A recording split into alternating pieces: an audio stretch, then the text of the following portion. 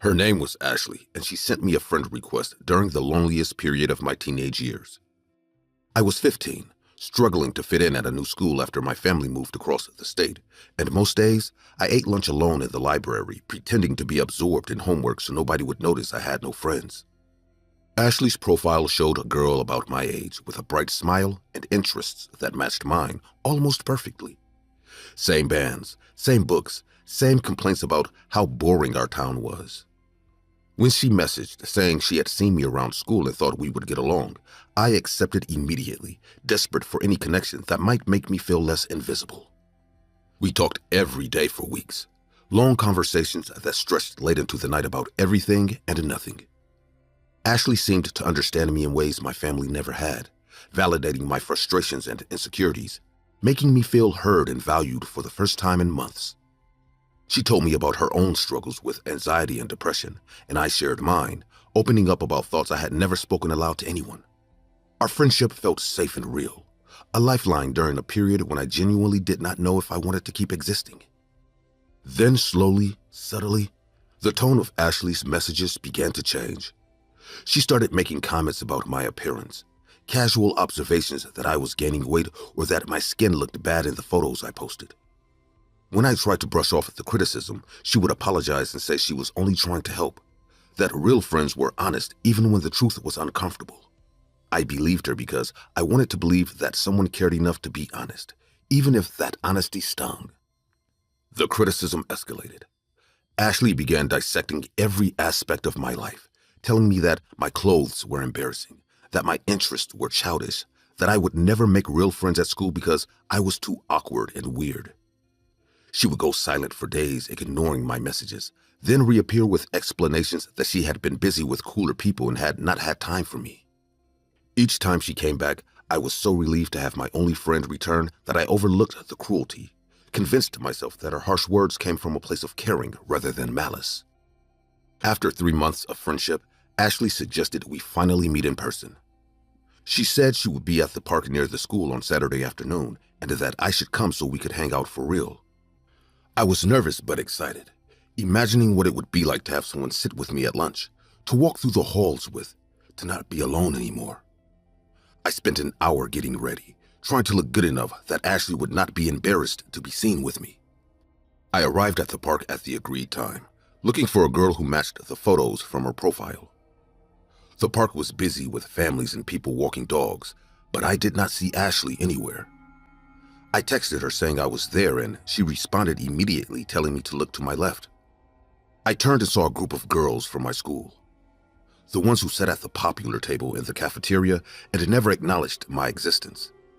They were laughing, phones out, pointing in my direction. One of them waved. The realization hit me like physical pain. Ashley was not real. Ashley had never been real. Those girls had created the profile, spent months building a fake friendship, collecting my secrets and insecurities and private thoughts, all so they could humiliate me in the most public way possible. I stood there frozen while they laughed and recorded me on their phones.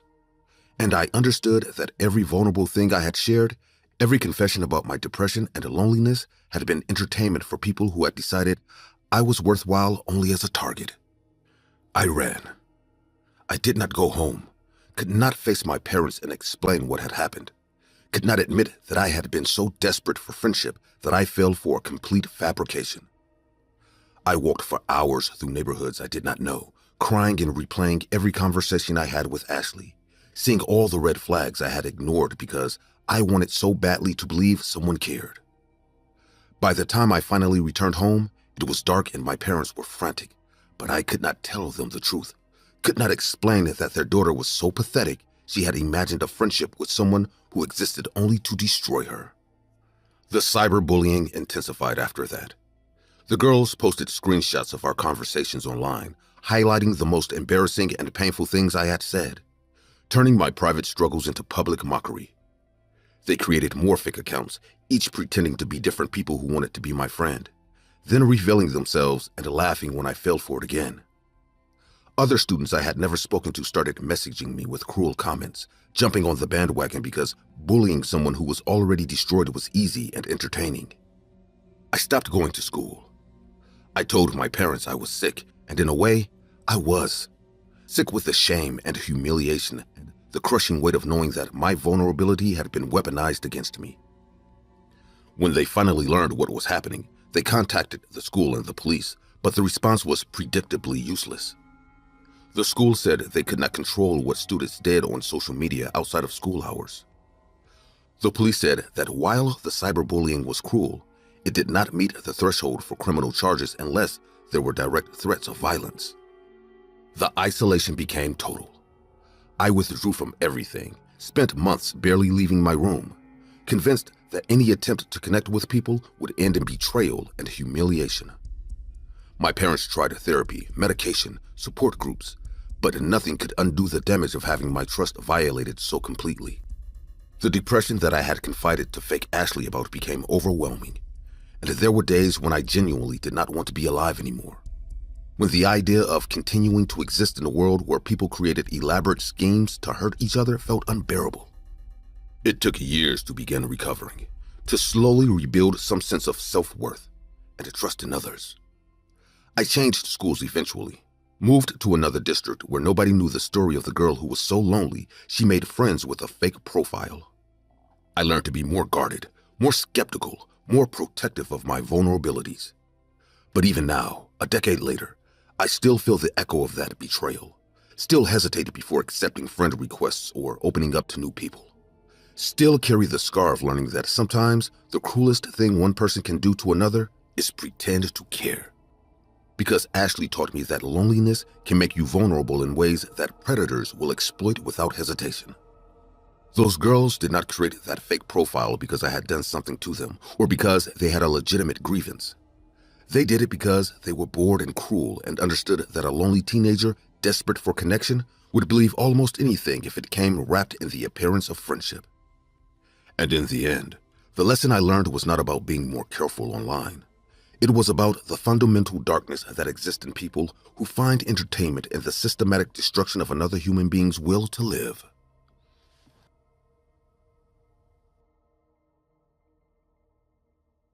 Based on wrong way GPS routing bridge collapse deaths. The navigation app updated itself while I was driving, and I should have been suspicious when the route suddenly changed, redirecting me off the interstate onto back roads I had never heard of. But I trusted the technology like everyone does, like we all have been trained to do, and I followed the new directions straight into a situation that felt less like accident and more like something deliberately trying to kill me. It started small. The app told me to take an exit that led to a narrow country road, explaining that traffic ahead would delay me by 40 minutes, and this alternate route would be faster. The road was dark and empty, no streetlights or signs, just pavement disappearing into woods on both sides. My headlights caught reflective eyes watching from the trees. Too many animals standing perfectly still as I passed, and the app kept recalculating my arrival time, making it later instead of earlier despite the promise of a shortcut. After 20 minutes on the country road, the app told me to turn onto what it called a bridge. But when my headlights hit the structure, I saw immediately that something was wrong. The bridge was old, wooden planks rotting and gaps showing the river below, and there were barriers across the entrance with signs saying the bridge was closed, condemned, unsafe for any vehicle. But my phone screen showed it clearly as part of my route, insisting I needed to cross here to reach my destination. I stopped the car and tried to find an alternate route, but the app would not let me. Every time I searched for different directions, it brought me back to this bridge, and when I tried to exit the app entirely, my phone froze, screen stuck on the navigation map, showing that bridge as the only way forward. I put the car in reverse and started backing up, planning to return to the interstate and ignore the technology, but the road behind me was gone, replaced by a chain-link fence that had not been there 5 minutes ago, blocking my exit completely. The app spoke then, not in the normal computerized voice, but in something that sounded almost human, almost familiar, telling me to proceed across the bridge, that it was safe despite appearances, that I needed to trust the system, because the system knew better than my eyes, or my fear. And I realized the phone was not frozen, but holding me hostage, showing me only one option, forcing me toward that rotting bridge like it wanted to watch me fall through the broken planks into the black water below. I got out of my car and tried to walk back toward the main road, but my phone started vibrating in my pocket so aggressively it felt like it was burning through my jeans. When I pulled it out, the screen showed my exact location moving on the map even though I was standing still, showing me walking onto that bridge, and I understood that the app was not tracking where I was but showing me where it wanted me to be, where it was trying to force me to go. Other routes started appearing on the screen, dozens of them, all leading to places that made no sense. Through lakes and off cliffs, and into buildings marked as private property with warnings about guard dogs and armed security. One route led directly into a river, another through an active construction zone, where heavy machinery operated in the darkness, and the arrival times were all wrong, showing that I should have already arrived hours ago, or that I would not arrive for 3 days despite the destination being only 30 miles away. I threw my phone into the woods and started running, following the road on foot since my car was trapped. But after 10 minutes of running, I found myself back at the bridge, my phone lying on the ground in front of my car, even though I had thrown it in the opposite direction. The screen was cracked, but still working, still showing that navigation map. And now there were notifications, hundreds of them, all saying the same thing: you have arrived at your destination. But I had not arrived anywhere. I was still on this empty road with a condemned bridge and no way forward or backward, and my destination was supposed to be a hotel in a city 30 miles north, not this isolated spot where the only option was crossing a structure that could definitely collapse under my car's weight. The app started showing me reviews then, star ratings and comments from other users, all 1 star, all saying the same thing. This app tried to kill me and do not trust the directions, and I followed the route, and now I cannot leave. I tried my car again, tried to ram through the chain link fence that had appeared before me, but the engine would not start. The dashboard lights flashing in patterns that looked less like malfunction and more like communication. Like the car and the phone were working together to keep me trapped here until I gave up and crossed that bridge. That was when I saw the other cars. 3 of them parked at different points along the road, all empty, all with their doors hanging open and phones still sitting on the dashboards displaying navigation maps. I checked each one and found the same thing: routes that led to this bridge, reviews warning about the app trying to kill them, and arrival times that made no logical sense. These drivers had been there before me, had faced the same choice, and they were gone now, either crossed the bridge and fallen through, or walked into the woods and disappeared. I am writing this on my Notepad app on my phone because the navigation app will not close and I cannot make calls or send messages or do anything except document what is happening.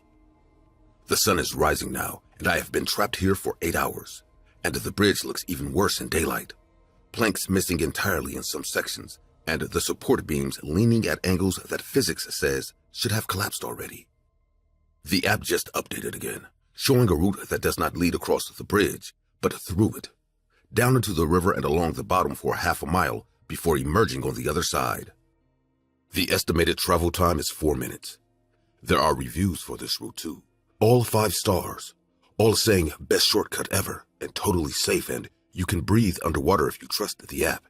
And I know these reviews are not real, that something is using the technology to lie, but my car just started itself, the engine running smooth despite having been dead all night, and the steering wheel is turning on its own, pointing toward the bridge. I do not know if I will cross or if I will jump out and run into the woods and become another missing person that search teams never find. But I know that navigation apps are not neutral tools that simply show us routes from point A to point B. Something lives in the code now, something that studies our habits and learns our fears, and sometimes decides that instead of guiding us home, it would rather guide us toward places where technology stops pretending to serve us and reveals what it really wants. To see what happens when humans finally stop questioning the directions and drive straight into disaster that patient digital things have been planning since we first trusted screens more than instincts.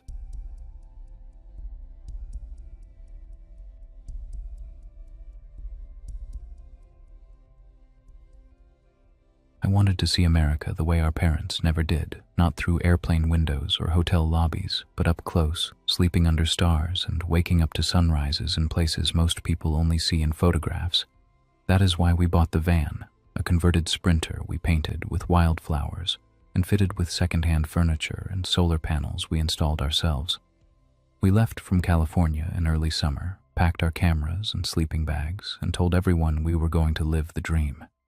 Van life, they call it, on social media, where thousands of young couples document their travels in perfectly filtered posts that make freedom look effortless and beautiful. What they do not show you is what happens when the person you are traveling with becomes the thing you need to escape from. We started the trip in June, heading east toward the desert with no real plan beyond following the road and posting content for our growing audience. People loved watching us, loved the idea of two people in love exploring the country together, and every sunset photo and campfire video brought more followers, more comments telling us how brave we were, how perfect our relationship looked. But behind the camera, things were already falling apart.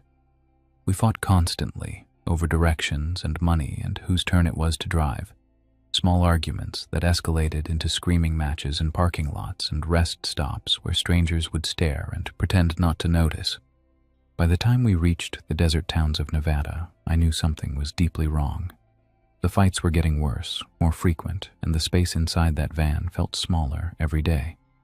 We would drive for hours in complete silence, the tension so thick I could barely breathe, and then one tiny thing would set him off, and suddenly we were yelling again, his face inches from mine, his hands gripping the steering wheel so hard his knuckles turned white. I started documenting everything in my journal, writing down the dates and times of our arguments, the things he said that made me feel small and worthless, because part of me knew I might need evidence later, proof that this was not normal, that I was not overreacting. The worst fight happened outside a coffee shop in a small desert town where we had stopped to use the Wi-Fi and update our social media. I do not even remember what started it, something about a comment I made, or a photo he did not like, but within minutes we were screaming at each other in the parking lot. A witness called the police, and when the officers arrived, they separated us, asked questions, tried to determine if anyone was in danger. I remember standing there, shaking, trying to explain that we just fought sometimes, that it was not a big deal, that we loved each other and everything would be fine. The officer looked at me with this expression I could not read, somewhere between concern and resignation, like he had seen this before and knew how it would end but could not do anything to stop it. They let us go with a warning, told us to take some time apart and cool down, but we got back in the van together because where else was I supposed to go? We were in the middle of nowhere, hundreds of miles from anyone I knew, and all my money was tied up in this trip, in the van, in the life we had built together online. So I stayed, told myself it would get better, that once we got through this rough patch, everything would go back to the way it was at the beginning when we were happy and in love and excited about the future.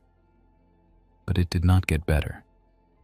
The arguments became physical, not punches or slaps, but grabbing and pushing, his hands on my arms, leaving bruises I had to hide from the camera.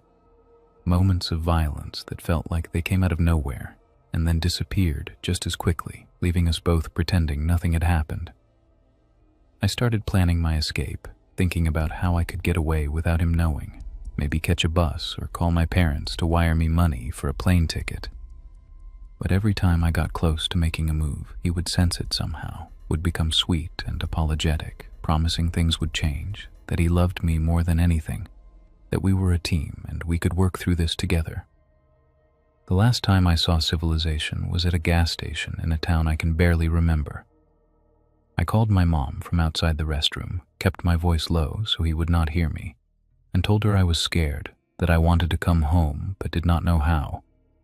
She begged me to leave, to walk into that gas station and ask someone for help, to just get away from him before something terrible happened. But I told her I would be fine, that I just needed to get through a few more weeks, and then we would head back west and everything would be okay. I can still hear her voice, the desperation and fear, trying to convince me that staying was more dangerous than leaving. I did not listen. We drove deeper into Montana, into areas so remote that cell service disappeared completely, and the only people we saw were park rangers and other travelers passing through. The van that had felt like freedom at the beginning now felt like a cage, and every mile we traveled took me further from safety, further from the people who could help me, further into a situation I could not control. The arguments continued, worse than before, and I started sleeping with my shoes on, ready to run if things escalated beyond words. I do not know exactly when I realized I might not make it home. Maybe it was the night he told me nobody would believe me if I tried to leave him, that everyone online thought we were the perfect couple and any story I told would just make me look crazy. Maybe it was the morning I woke up and saw him staring at me with an expression I had never seen before, something cold and empty that made my skin crawl. Or maybe it was just the accumulation of every small moment of fear and control, building into the certainty that the person I had trusted with my life had become the person I needed to fear most. Then came the night that changed everything. We had pulled off onto a dirt road miles from the nearest town to camp under the stars like we used to do at the beginning of the trip. But the romance was gone, replaced by a suffocating silence that felt heavier than any argument. He was drinking, which always made things worse, and I could feel the tension building with every sip he took. I pretended to sleep, hoping he would pass out and give me a few hours of peace. But instead he started talking, rambling about how I had ruined everything, how this trip was supposed to be perfect, and I had destroyed it with my constant complaining and negativity. His voice got louder, angrier, and when I finally opened my eyes, he was standing over me, blocking the van door, his silhouette dark against the moonlight filtering through the windows. I tried to stay calm, tried to use the soft voice that sometimes de-escalated his rage, but nothing I said seemed to reach him. He grabbed my wrist, pulled me up from the makeshift bed, told me we were going for a walk to clear the air. I did not want to go. Every instinct screamed at me to refuse, but I also knew that resisting would make things worse. We walked into the darkness, away from the van and the faint glow of our camp lantern, into the kind of wilderness where sounds carry differently and the night feels alive with things you cannot see. He was still talking, still blaming me for everything wrong in his life, and I focused on memorizing the path back to the van, counting steps and noting landmarks in case I needed to run.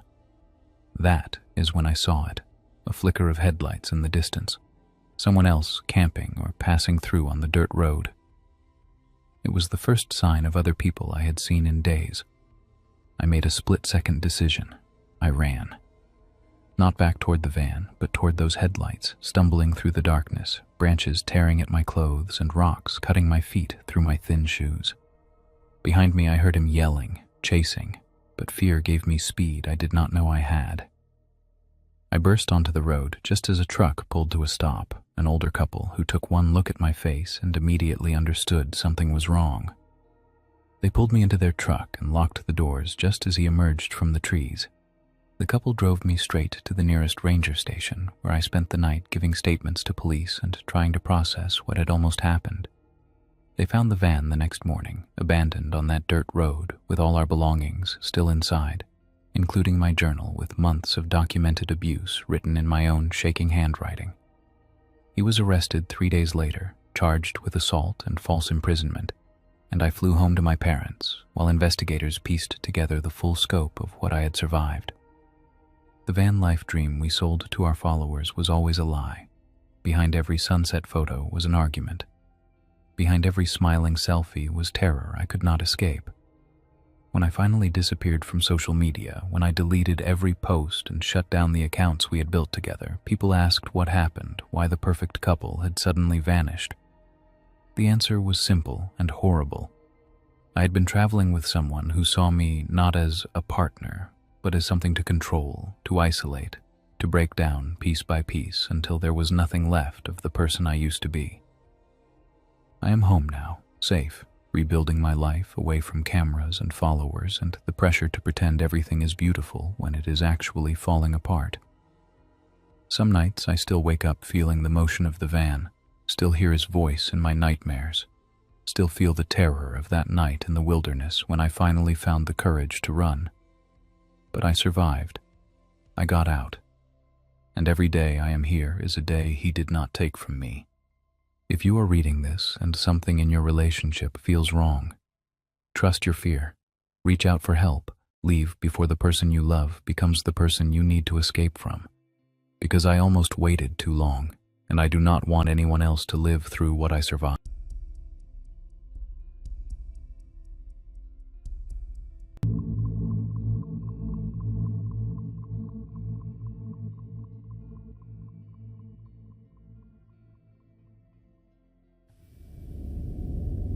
I had been staring at my brother's Facebook profile for almost an hour without realizing it, scrolling up and down the same post while my chest felt tight and my head refused to slow down. It had been a year since he died, and even after all that time, his page still felt like the only place where he existed in some form that hadn't been erased completely. The room was quiet, too quiet for a city apartment at night, and the light from the laptop was the only thing keeping the space from feeling empty. I wasn't looking for anything specific, and I wasn't expecting surprises because his profile had been frozen for months with no changes, no new activity, and no signs of life. Lauren came out the bathroom while drying her hands, stopped when she saw the screen, and let out a slow breath that sounded tired rather than annoyed. She told me I shouldn't keep doing this to myself, that going back there only made things worse. But I answered that it was the anniversary and that I just needed a few more minutes before closing everything. She looked at me for a moment, then asked if I wanted something to eat and said she would go out to get food anyway. When the door closed behind her, the apartment felt even quieter, and I finally moved the mouse to close the browser. That was when the page refreshed by itself. A new post appeared at the top of the profile without warning, without loading, and without any explanation that made sense. My eyes locked onto the image before my mind had time to react, and my body immediately pulled back from the desk. The photo showed my brother close to the camera, his face soaked in blood, his eyes wide open and fixed straight ahead as if he had been forced to stare. The blood didn't look staged or edited, and the expression on his face wasn't neutral or empty, because it carried fear and anger mixed together in a way that made my stomach twist. I checked the name, the username, the friends list, and every detail that would confirm it wasn't real, but everything matched his account exactly. Then I noticed the small green dot next to his name that said active now, and my hands started shaking so badly that I had to place them on my legs. Before I could process that, a message notification appeared on the screen. I didn't open it right away because part of me hoped it would disappear if I waited long enough. When it didn't, I clicked, "Brother, please help me, save me." My chair slid back as I stood up too fast, my heart beating hard enough to hurt. I walked to the bathroom, splashed water on my face, and told myself that grief could do this, that my head was breaking under pressure. When I went back to the room, the laptop was still on. The profile picture hadn't changed. The image was closer now, and my brother's face filled most of the frame with more blood running down his skin and into his clothes. His eyes looked strained as if he had been staring without blinking for a long time, and the longer I looked, the harder it became to breathe normally. Nothing happened for several seconds, and that waiting felt worse than action because my body stayed tense and ready to react while my mind raced through possibilities. Another message arrived slowly, letter by letter. "It hurts. You left me there." I reached for the power cord and pulled it from the wall with shaking hands, watching the screen go black while my heart continued racing. I stood there holding the cable, listening to the silence, trying to calm down. The laptop turned on by itself. The startup sound felt painfully loud, and the screen lit up without asking for anything, already showing Facebook open on my brother's profile. His face was closer again, distorted and stretched, and a low sound came from the speakers that made my throat tighten. Before anything else happened, I froze in place, watched image shift as if he was moving forward, frame by frame without stopping. His mouth opened, his eyes focused directly on me, and the ground grew louder. I ran to the door and tried to open it, pulling the handle hard while my breath came out uneven and fast. The door didn't move, and the sound behind me became wet and heavy, like something dragging itself forward. When I turned around, my brother's head was already pushing out of the screen, bending the monitor outward as if it were soft. Blood smeared along the edge as his shoulders followed, and his arms reached forward with movements that looked wrong and uncontrolled. Before he fully came out, There was a moment where he stayed half inside the screen, staring at me with a look that mixed anger and pain so strongly that my legs felt weak. Then his body dropped to the floor, and he stood up far too quickly. He crossed the room in seconds and grabbed my arms with a grip that hurt immediately, his fingers digging into my skin while blood soaked through his clothes and onto the carpet. His face was close to mine, and his voice came out loud and raw. "This was your fault. You killed me." He screamed each word directly into my face while shaking me, his grip tightening every time I tried to pull away. I could barely keep my balance, and my arms felt useless under his strength. That's when I heard Lauren yelling from outside the apartment, asking why the door was locked and what was wrong. My brother's expression changed, his grip loosened, and his body jerked as if something was pulling him away. I twisted the handle again, and this time the door opened. I stumbled forward and grabbed Lauren, holding onto her while my body shook uncontrollably and my breathing refused to slow down. She asked what happened, what I saw, and why my arms were red, but I couldn't explain anything in a way that sounded sane. When I looked back into the apartment, the room was empty, the laptop was off, and there was no sign of blood or damage anywhere. Lauren stayed close to me that night, watching me carefully while I barely slept. The days that followed were heavy and tense, filled with constant fear that something would happen again. Every sound made me flinch, and every notification made my chest tighten.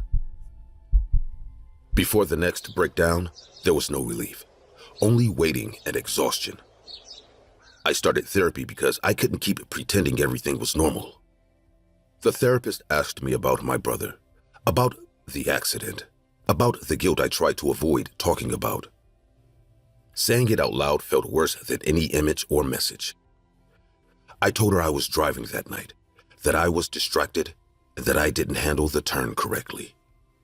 I admitted that my brother wasn't wearing a seatbelt and that I never insisted, even though I knew better. I explained that the impact threw him forward, and there was nothing anyone could do after that. My chest felt tight as I spoke, and my hands shook the entire time.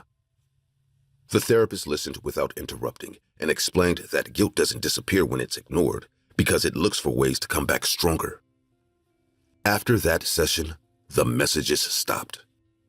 I no longer opened my brother's Facebook profile, and I removed everything connected to it from my phone and computer.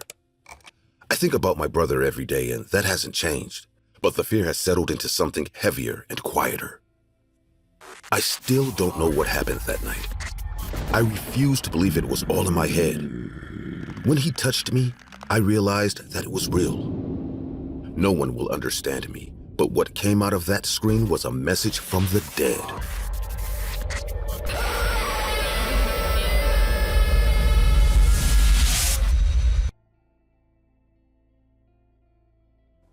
I never thought a comment about a TV show could put my life at risk. But that is exactly what happened, and there's no dramatic way to soften it. I ran a Facebook page where I talked about movies and TV series because it helped me disconnect after work and because I genuinely enjoyed discussing endings, characters, and bad decisions made by writers who should know better. The page wasn't famous, but it had enough people to feel alive, with regular comments and debates that usually stayed within reasonable limits. I had arguments before, some heated, some annoying, but nothing that felt personal or dangerous. People disagreed, they defended what they loved, and eventually they moved on to the next post. I never shared personal details on that page, and I believed that keeping my real name and my daily life separate was enough to stay safe. I didn't think twice about it because nothing bad had ever come from it before. That sense of safety made me careless without realizing it.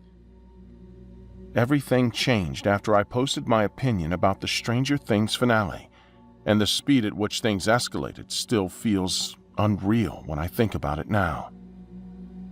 I wrote that the final battle felt rushed and empty, especially considering how much the show relied on creatures and tension in previous seasons. I mentioned the lack of demigorgons and how the Upside Down felt strangely absent in a moment that was supposed to be decisive. It was a common criticism at the time, nothing extreme or offensive. The reactions came fast and strong, with fans defending every creative choice and explaining why I was wrong. I answered a few comments politely and ignored the rest, which was my usual approach. Then one comment caught my attention because of its length and intensity. It was a massive text breaking down my opinion line by line, accusing me of not understanding the series and insulting my ability to analyze anything related to cinema.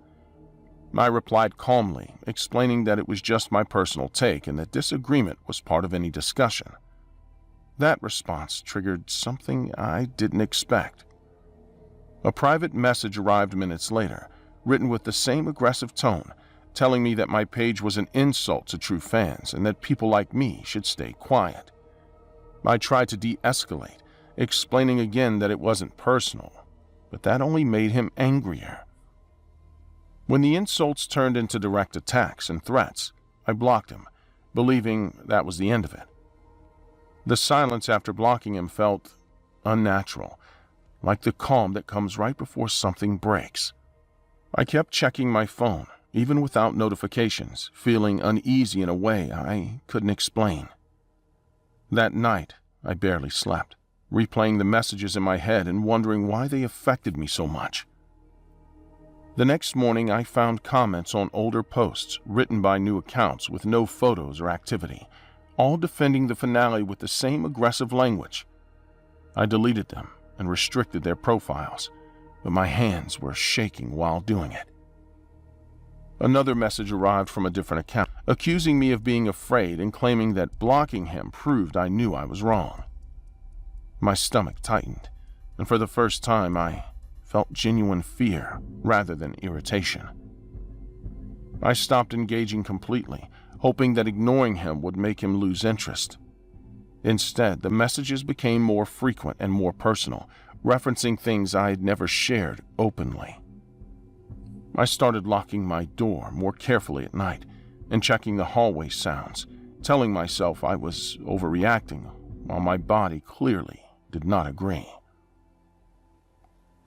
The doorbell rang late in the evening, and my first reaction was confusion rather than fear, which makes me angry now.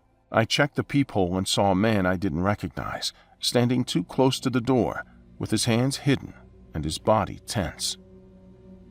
When I opened the door slightly, he immediately spoke, referencing my Facebook page with a tone that was aggressive and familiar. Before I could respond properly, he forced the door open with his foot and pushed his way inside. He started yelling about Stranger Things, about fans, about respect, and how people like me ruin everything. His voice was loud, unstable, and filled with anger that felt rehearsed, as if he'd practiced this moment. I tried to push him back stronger and move deeper into the apartment, knocking things over while continuing to shout. My fear became physical, heavy in my chest, making my movements slower and clumsier. When he pulled the baseball bat from behind his back and mentioned Steve Harrington, my legs felt weak and I realized that talking was no longer an option. He advanced through the living room. He kept talking while moving closer, explaining scenes from the finale. He swung the bat slowly at first, hitting furniture, walls, and doors, breaking things on purpose while describing why the ending was perfect and why people like me didn't deserve to speak.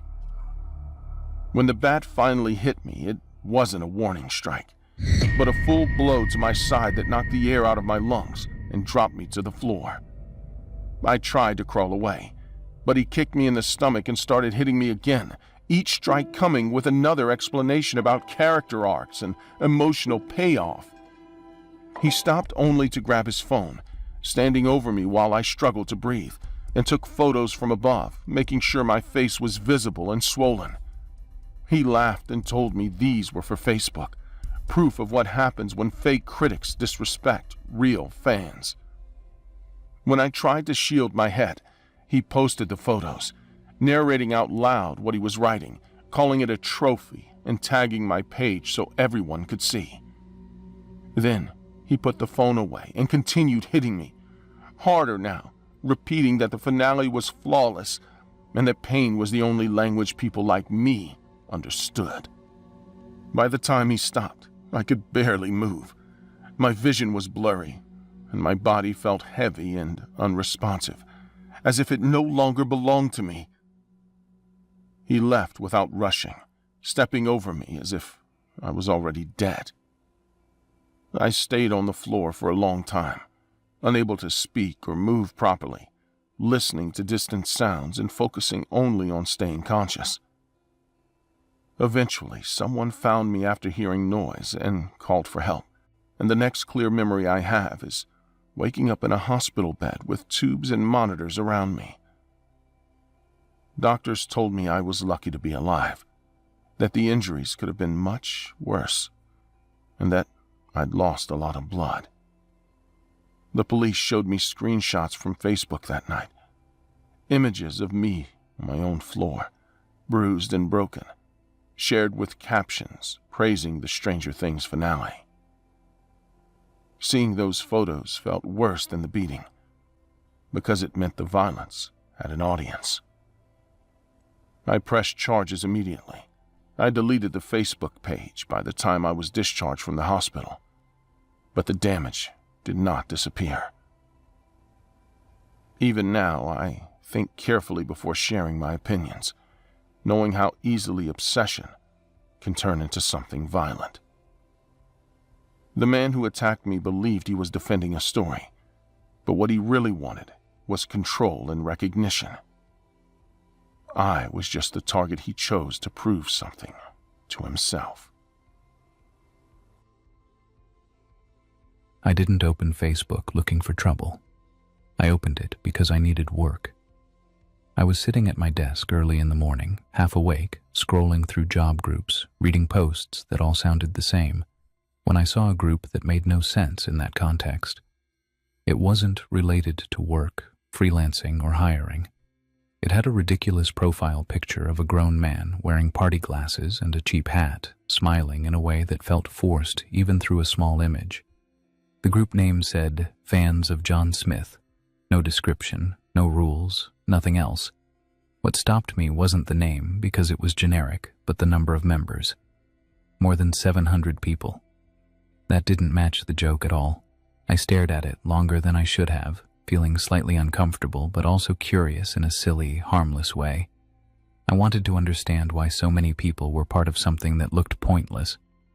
I clicked the group, expecting to laugh and close it immediately.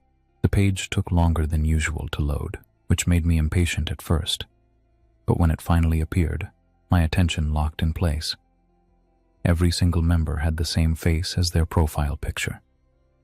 It was the same man from the group photo, wearing the same glasses and hat, staring directly at the camera.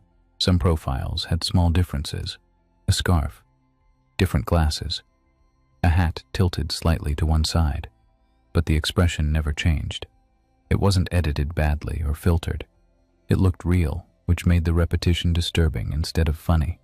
The group feed was worse. There were no text posts, no jokes, no explanations. Just photos of that man, taken in different places and angles. Each post had dozens of comments, sometimes more than 100, and every comment came from the same face again. These were not empty or inactive profiles. They posted daily, commented on each other, and interacted constantly. I clicked several profiles, trying to find a mistake, a crack, something that explained the pattern. They had friends, tagged photos, likes, and normal activity mixed with more images of that man. Different names, different locations, same face. It felt coordinated in a way I couldn't explain. I closed the group after a few minutes, telling myself it was some kind of performance or online joke taken too far. I went back to job searching, forcing my focus elsewhere, convinced that once the tab was closed, the whole thing would stop existing for me. A few hours later, my phone buzzed with a Facebook notification, and my body reacted before my brain did.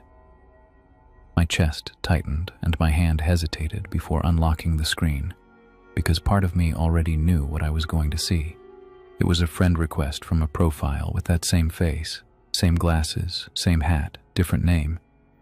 I checked the profile carefully, scrolling slowly, trying to calm myself by analyzing details, but everything looked real and active. I hadn't joined the group, commented, or reacted to anything, so I couldn't understand how they found me. I didn't accept or decline the request. I closed the app and placed the phone face down on the table, telling myself that ignoring it was the smartest option. 10 minutes later, another notification appeared. Another request. Same face, different name again. Before the third notification arrived, I felt a knot forming in my stomach. I opened Facebook again, trying to stay calm, and saw that the first profile had sent me a message. It wasn't text. It was an image. The man's face filled the screen, closer than before, staring straight ahead without any background. I didn't respond. I closed the app, but the notifications didn't stop. Over the next hour, my phone filled with requests, one after another, until there were more than 100 waiting. Blocking them barely helped, because new ones kept appearing faster than I could react. Before doing anything else, I logged out of my account, uninstalled the app, and shut my phone down completely. My hands were shaking and my breathing was uneven, because this no longer felt like an online prank. It felt organized, deliberate, and directed at me. 3 days passed without any new notifications, which helped me convince myself that stepping away had worked. I needed food and I needed to feel normal again, so I left my phone at home and went to the grocery store, telling myself that real life had nothing to do with what happened online. I walked through the aisles slowly, focusing on small decisions like choosing brands and checking prices, trying to ground myself in ordinary actions. That sense of control disappeared the moment I noticed someone standing still at the end of the aisle. It was him. Same man, same glasses, same hat. He wasn't holding a basket or a cart, and he wasn't pretending to shop. He was, just standing there, watching me without blinking, his expression flat and empty. My heart started racing and my legs felt weak, but I forced myself to turn away and move faster toward the exit because panic would only make things worse. I dropped my basket by accident, heard it hit the floor, and didn't stop to pick it up. I ran past people and pushed through the automatic doors. Outside, I looked back once and saw him still inside the store, standing in the same place, as if he hadn't moved at all. I didn't wait to see more. I went straight home, checking every reflection along the way, feeling exposed and watched. When my building came into view, my chest tightened again, because he was already there. He stood across the street, facing the entrance, staring directly at me without moving. I fumbled with my keys, got inside, and locked the door behind me as fast as I could. From my window, I looked down and saw that he wasn't alone anymore. There were at least 10 men standing on the sidewalk, all identical, all facing my building, all completely silent. None of them looked around or spoke to each other. They just waited. Before anything else happened, I grabbed my phone and called the police, struggling to explain what I was seeing without sounding insane. When they arrived, the street was empty. All men vanished. Nothing that supported my story. That night, I barely slept. When I woke up in the middle of the night, pressure on my arms held me down. 5 men stood around my bed, moving quickly and confidently, tying my wrists and ankles while another pressed a hand over my mouth. They dressed me like them, placed the hat on my head, adjusted the glasses on my face, and took photos with bright flashes that burned my eyes. "You belong now. You are one of us." Then they left.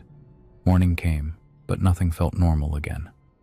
My phone, laptop, and documents were gone, and every attempt to access my accounts failed. It was as if my digital presence had been erased completely, leaving behind a version of me I didn't recognize. I never saw those men again, but the damage was done. I moved months later, changed numbers, and avoided social media as much as possible, knowing that whatever they wanted from me had already been taken. Last week, my younger brother laughed while showing me his phone during dinner. He found a weird Facebook group. All the members looked the same, like a funny guy with glasses. I didn't ask to see it. I didn't need to. When I got the job offer in Houston, Texas, right out of college, I accepted it immediately. I lived in Maine my entire life and had never stepped into Texas, so the move was daunting.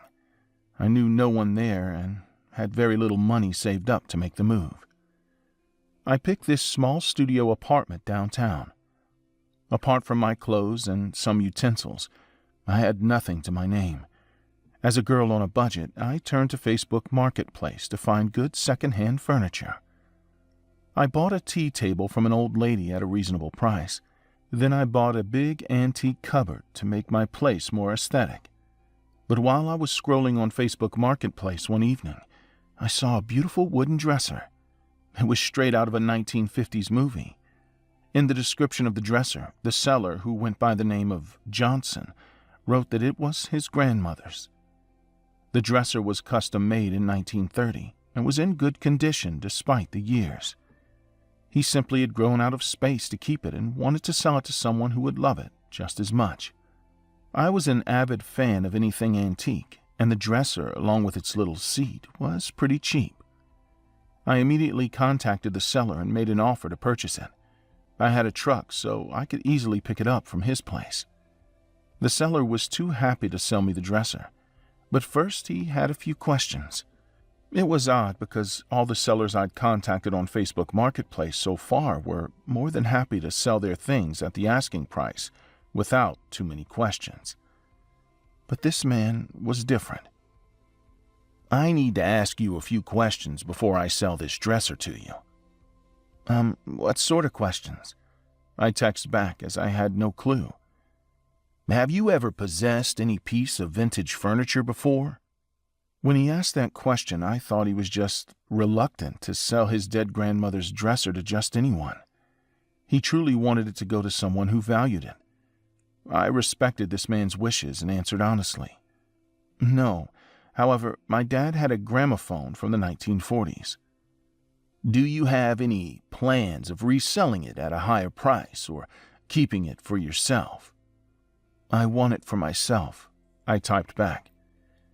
"Can you share a picture of the place where you'll be placing the dresser?" This request was odd, but I didn't have anything to lose, or so I thought, so I sent him the picture. It was a quiet corner beside my bed. "When can I pick up the dresser?" I texted, to which he replied, "How will you be taking the dresser to your home? Do you have a proper transport vehicle to do that?" By then, I was growing increasingly frustrated with all his questions, but the dresser was too beautiful to pass up, despite the seller having a multitude of questions. So once again, I answered patiently. "I drive a truck, sir, so I think the dresser will fit perfectly well in it. I've even transported a big wooden cupboard in it." "Can you send me a picture of your truck?" I huffed when I read that message. I ran downstairs and clicked a picture of my truck from all angles to send to the seller, thinking he would finally give me the details as to when and where I could pick up the dresser. But once I hit send on the pictures of the truck, the man backpedaled. "I think it would be good if I just dropped off the dresser at your place. Your truck isn't equipped to transport such a delicate piece of furniture." Did he want more money? Why was he offering to bring it here when I told him I had transported a cupboard that was much bigger than the dresser in my pickup? "Sir, is there an issue with the agreed-upon price?" "No, not at all. I'm just concerned that you might break the dresser while transporting it." "I assure you, sir, I won't. I've used this pickup truck to transport not just people, but a lot of stuff, too." "I think it would be better if I just dropped it off at your place." Truth be told, I was super uncomfortable letting an unknown man come into my home, so I decided to withdraw my offer altogether. The dresser wasn't worth compromising my safety. "I'm sorry, but I'm no longer interested in the dresser. Please find someone worthy of it." I logged out of Facebook and went about my day. A couple of days had passed, and I'd forgotten all about the dresser and the strange conversation I had with the seller. I was busy cooking lunch when my doorbell rang. Before opening the door, I peeped through the peephole. A man I didn't recognize was standing at my door. I cracked the door open and peeked out. "Yes, how may I help?" "Are you Audrey?" the man asked. I am, I answered, not knowing what this person wanted from me. Was he a new neighbor? The man extended his hand for me to shake, and I had to open my door fully. "Hi, I'm Johnson," he said as he shook my hand. "We spoke on the Facebook Marketplace. I have your dresser downstairs. Will you help me carry it upstairs?" A ton of questions popped into my mind, but the most prominent was how the hell did this man find me? And this was the exact situation I wanted to avoid. "I'm sorry, sir, but I don't want the dresser anymore." I tried to shut the door on his face, but he put his foot between the door frame before I could shut it. "Come on now. I got it here for you. The least you could do is help me to bring it up." All the hair on my body was on high alert, as I knew there was something very wrong with this situation. I had clearly stated that I no longer was interested in purchasing the dresser. "Sir, I need you to leave." I tried to sound firm and brave, but I knew I was breaking from within. I was scared as Johnson was a big guy in front of my 5'4" frame. He had held open my door, coaxing me to follow him. I knew something worse was waiting for me. In a split second, I ran into my home, grabbed my phone from the tea table, locked myself in the bathroom. Tears rolled down my face as I dialed 911. Johnson had followed me into my house and was banging on the bathroom door, trying to force it open. I told the operator that an intruder was in my house, trying to harm me. She assured me that the cops were on the way, but I knew that Johnson would break the door before they got here. So in a panic, I grabbed the loose shower head, and as soon as he broke open the door, I hit him hard on the head with it. He fell on the ground right there, blood seeping from his head as I ran out. The cops found me huddled in the lobby of my apartment building. Johnson was arrested and taken to a hospital first. A day later, I was called to the station, and what I was told scared the crap out of me. Johnson was a serial killer who had a history of killing women in their own homes while he visited them under the pretense of delivering a beautiful antique dresser. He had killed 5 women up to now. I was supposed to be the 6th. I was the only one brave enough to fight. He had tracked my location by finding my IP address. I deleted Facebook that day and never bought anything off its marketplace ever again. Johnson was sentenced to life imprisonment. But every time the bell rings, a part of me still gets on high alert.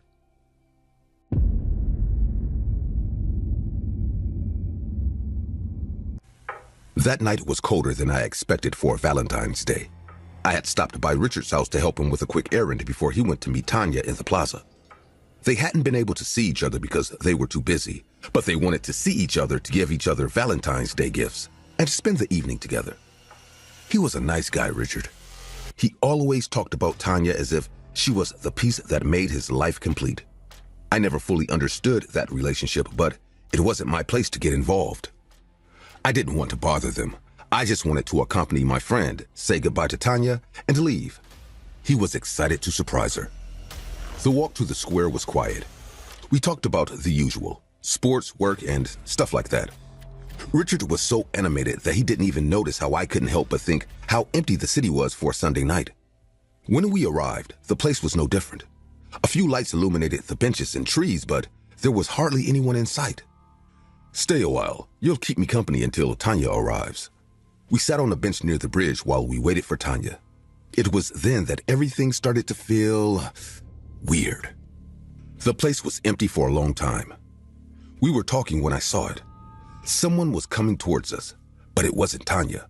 It was a tall guy wearing a black sports jacket walking slowly through the trees.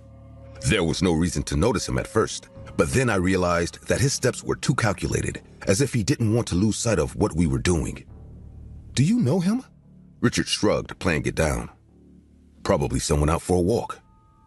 But the man was still there, closer now, pretending to look at his phone as he approached one of the benches. I tried to ignore him. It was easy to think I was overreacting, but my gut kept screaming that something was wrong. Richard, oblivious, pulled out his phone and started texting. He must be letting Tanya know he's arrived, I thought. That's when the guy looked up and his eyes met mine. His expression was scary. He seemed intent on something. He looked at us with a determination that terrified me as he slowly approached us. "What time is it?" His voice was low, almost monotonous. Richard answered but did not get up. I, for my part, preferred not to say anything. The guy stood in front of us for a moment that seemed longer than it was. Then, without another word, he turned and started walking to the other side of the park. But he didn't leave. He just hovered, like a predator waiting for just the right moment to strike. Minutes later, Richard received a phone call from Tanya. He stood up smiling. "I'm going to look for her on the other side of the bridge. Are you coming or staying here?" I had no reason to stay, so I followed him. We walked together down the dark path while I looked out the corner of my eye looking for the guy we had seen earlier. And there he was. He hadn't left. He was still a few meters behind us with his hands in his pockets and his head bowed as if he were trying to go unnoticed.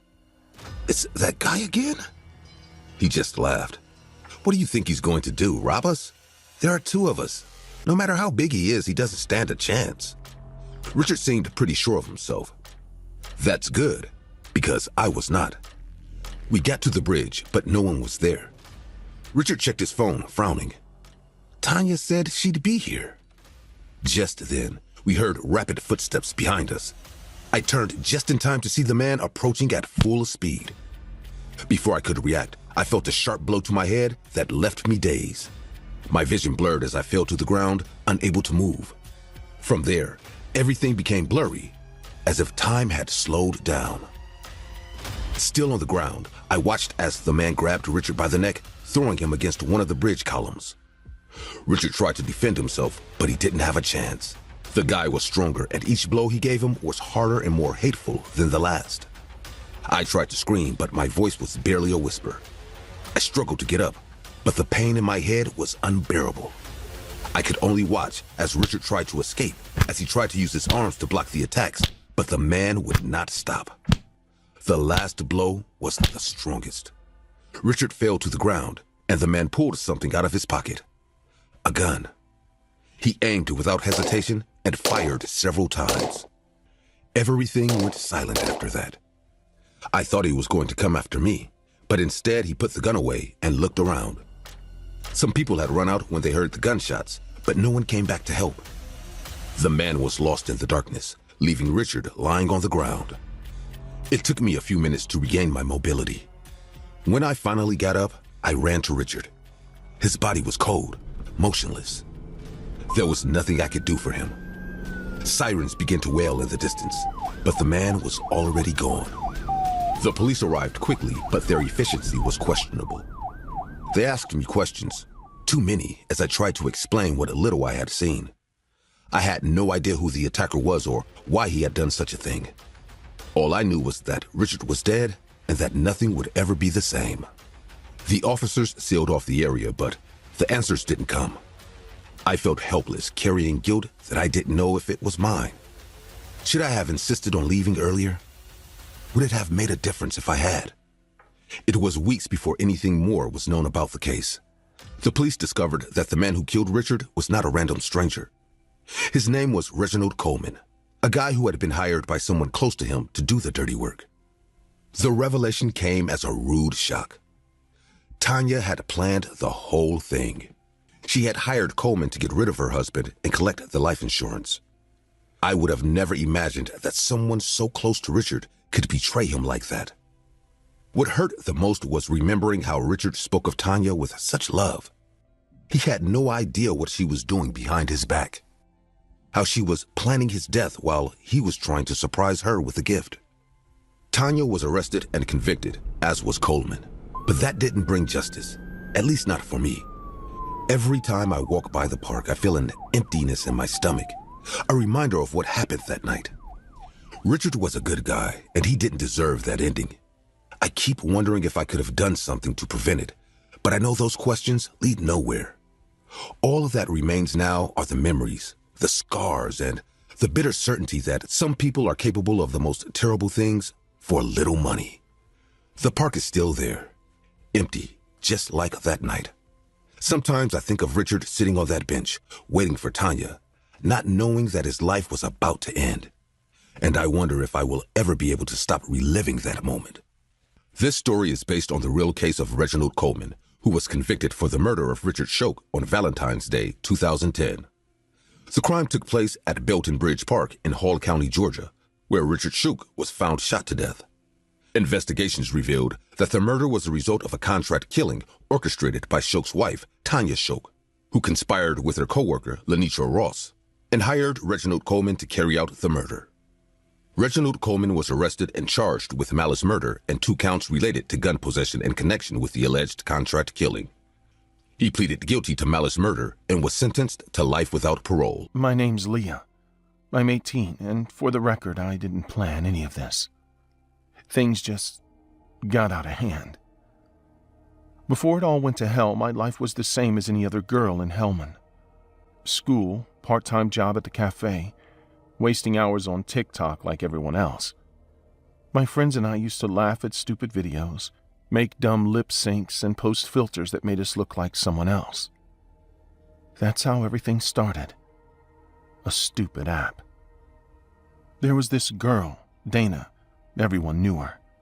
Tall, perfect hair, the kind of face that got likes no matter what she posted. We were never friends, but she followed me for a while. Then out of nowhere, she blocked me. I didn't even notice until my classmates started asking if I'd seen the account. It was a TikTok page with my name on it. Or well, a nickname they made up. They posted videos making fun of me. Slow motion clips from class, taken without me noticing. My face distorted, captions saying I looked like a rat. The comments were full of laughing emojis. The username had Dana's style all over it. At first, I thought it would fade away like every other thing online, but it didn't. It got worse. Every day there was a new post. Someone filmed me walking home, eating, even talking to my friends. It felt like the walls of the city were closing in on me. I tried reporting it, but TikTok just sent an automated message. My mom told me to ignore it. My dad said it was just kids being idiots. But it wasn't just that. They were hunting me online. Then came the messages. Anonymous accounts sending me threats. Comments saying things like, "Wait till we see you after school." I knew it was Dana's group. 5 girls, all younger except her. I didn't even know their names. I only knew their laughs. One Friday night, I snapped. I sent a message to Dana on Instagram, told her to stop hiding behind fake accounts. She answered instantly, saying we could talk in person. "Let's clear things up tomorrow, behind the mall." That's where everything went wrong. I got there early. The parking lot was half empty. The wind carried plastic bags and the sound of a bike chain hitting metal. I stood near the fence, trying to act like I wasn't nervous. I kept looking at my phone, pretending I had control. Then they came. All 5 of them. Dana was in the middle, her hair tied up, wearing that smug smile she always had in her videos. The other 4 were holding their phones like they were ready to film a concert. I felt my stomach twist. Dana walked up to me and said it was funny how I thought she'd stop just because I cried about it online. Her friends laughed. I told her I just wanted it to end. She said it would. Then she nodded to one of the girls. They surrounded me. I remember the cold metal of a phone pressed to my face, the red recording light. Someone pushed me from behind. I fell hard. Dana kicked my ribs while the others shouted things I can't forget. They ripped my jacket, grabbed my hair, and pulled. One of them took out scissors. I froze, but my body kept shaking. The sound of hair being cut filled my ears. I tried covering my head, but fists kept coming from every side. Someone screamed, "Get her face! Get it on camera!" When they were done, they left me lying there, blood dripping from my lip, hair scattered on the ground. I saw one of them checking the video, laughing, saying it would go viral.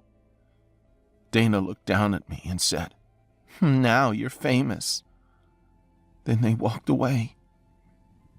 I didn't cry, not there. I just stood up and walked home. Every step burned. My head was buzzing.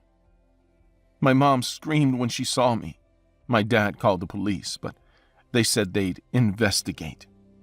That word meant nothing. 2 days later, the video went up. It had over 100,000 views before I could even report it. Hashtags everywhere. Comments saying I deserved it, that it was just a prank. I stayed in my room for days. Every sound from my phone made my heart race. Then, something inside me changed. I stopped feeling scared. It was like a switch flipped. I started watching the video over and over again, focusing on Dana's face, the way she smiled when she hit me, the sound of her voice echoing in my head. I wanted it gone. I wanted her gone. I started following her TikTok again, but from a fake account. I saw her posting dances, smiling like nothing had happened. The comments were full of hearts, people calling her brave. My stomach twisted every time. I couldn't sleep anymore. My hands wouldn't stop shaking. One night, I went to my dad's tool shed. He fixes bikes sometimes, keeps his tools in perfect order. There was a small hatchet hanging by the window, the kind you use to split wood. My fingers wrapped around the handle before I even thought about it. For days, I carried it in my backpack. I didn't plan anything, at least not consciously. But my body knew something was coming. Every time I saw Dana's face on my screen, I felt closer to doing it. It happened one evening at the park near the school. Dana and her friends were filming another video, music blasting from a speaker. People walking by, laughing, not caring. I walked up slowly, keeping my hood on. My heartbeat felt like gunshots in my chest. When I got close, Dana turned. Her smile froze when she saw me. She started to say something, maybe a joke, but I was already moving. The hatchet hit her shoulder first. I didn't even feel my hand move. The sound it made, dull, wet, cut through the music. She screamed, tried to run, but I pulled it out and swung it again. The others backed away, phones still in their hands, frozen. I hit her again and again until the screaming stopped. Her friends didn't even help her. They just stood there, shaking, some crying. Someone whispered, "Oh my God." I dropped the hatchet. My hands were covered in red. For a few seconds, everything was silent, except the music still playing from the speaker. Then I heard people shouting, running. Someone called the police. I didn't move. I looked down at what was left of her face and felt nothing, just empty. The cops dragged me away while everyone filmed. I saw the red recording lights everywhere, the same light from that night behind the mall. It didn't even feel real. It's been 4 months. They keep me in a white room now. I'm not allowed to have anything sharp. They say I'm under observation. The nurses smile at me like I'm a child. I know they've seen the video. Everyone has. They say I'll stay here for a long time. I don't mind. I don't need to go outside anymore. I see everything on the screen they bring me. News reports, reaction videos, people talking about the girl with the hatchet. They debate if I'm a monster or a victim. I watch all of it. Sometimes I hear Dana's voice in the hallway. I know it's not real, but when the lights flicker, I see her standing by the door, her face split open, whispering the same words she said before kicking me. "Now you're famous." And she's right. I am. The following story is inspired by an incident that took place in April 2021 in Helmond, a small town in the south of the Netherlands. The victim was beaten up by 5 of her schoolmates after they created a hate account on TikTok to mock her. While they were beating her, others recorded everything on their phones. The victim fell to the ground and suffered a skull contusion, severe bruising, and a concussion. She was hospitalized but survived. The video circulated among teenagers in the neighborhood and then reached the police. The attackers were arrested and released into the custody of their parents. Their identities are kept anonymous. My name is Sarah Clark, and my mother Annabeth worked as a clerk and security screener at the Louisiana courthouse for almost all her life. Growing up, we could never really afford much, but thanks to the courthouse director, Charles Barton, my mother was able to get a job. After working there for 40 years, she passed away in 2021 from an illness, and Charles quickly offered me the job, despite the fact that I was already in my mid-20s and doing well for myself. I understood my mom's loss was hard for Charles, and I agreed to fill in for a couple of weeks, if only to keep him company. My first day was on the 5th of November 2024. While I wasn't up to speed on many things, most of the job didn't need to be explained to me, as I'd spent endless hours behind the bulletproof glass with my mom, watching monitors and checking strangers' IDs throughout the day. On average, we only had 2 or 3 people come into the courthouse every day. But by the time it was 4:30 p.m., no one had come in, and I had begun checking the cameras and documents one last time in preparation to leave at 5. Surprisingly, at around 4:50 p.m., I heard the doors swing open and close, followed by the sound of heavy footsteps approaching. I looked up to see a man in his early 20s. He was dressed in a white shirt with a dark hoodie and black pants and introduced himself as Jason. He appeared soft-spoken and well-mannered at first, as he told me his dad had racked up a couple of fines and he was here to clear them up before he got into some real trouble. I noticed his eyes kept darting back and forth nervously, but this seemed like a sweet gesture, and I completely understood why he'd be nervous doing what he was doing. I needed a little bit more information to help him out, so I said, "Okay, let me just look that up for you. What state did he get all these fines in?" He replied saying, "Right here, ma'am, Louisiana." I put it in and asked the next question. "Now tell me, are we talking about a particular area, driving indecency, or is it all over the place?" Again, he responded quickly, "All over the place." "Okay, well, last thing I need from you is your dad's name." This time he answered just as fast, but there was a difference in the tone of his voice. "Martin Rogan." I typed in the name and was immediately filled with utter confusion. The name Martin Rogan only had 1 entry in Louisiana for fines, and as far as either of us was concerned, Martin couldn't have been the young man's father as he had no leftover fines, no records of relatives, and most importantly, Martin Rogan had been dead since 1919. I stared at the screen for a few minutes before trying again. Maybe there was someone I missed, but there wasn't, and so I asked again, "Are you sure the name you gave is correct?" The boy nodded, and I responded saying, "Sorry, but there's no record of Martin Rogan in here. Maybe your dad's already paid." Before I could finish the sentence, Jason cut me off abruptly saying, "Sorry, I meant Alex. My dad's name is Alex Rogan." At this point, I could tell he was lying and paranoid, but there was no real cause for alarm. So I said, "Okay, listen, sir, I don't know if you're just messing around or if you're on something, but so I'll ask you to respect it." Once I was done, the whole tone of the situation changed, as Jason didn't say anything back, but instead stared at me through the glass without bother, paranoia, or any of the other emotions he'd shown earlier that day.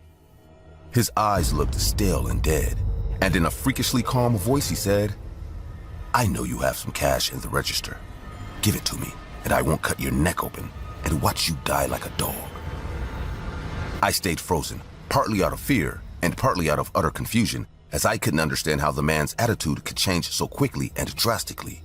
I began thinking he couldn't be serious, and I asked myself questions like, why would he rob a courthouse and not some local store like the rest of the criminals? Was he not seeing the bulletproof glass standing between me and whatever plans he had? Finally, after a few seconds of initial shock, I responded saying, I'm not sure you know what you're saying, sir. Once again, the man cut me off suddenly.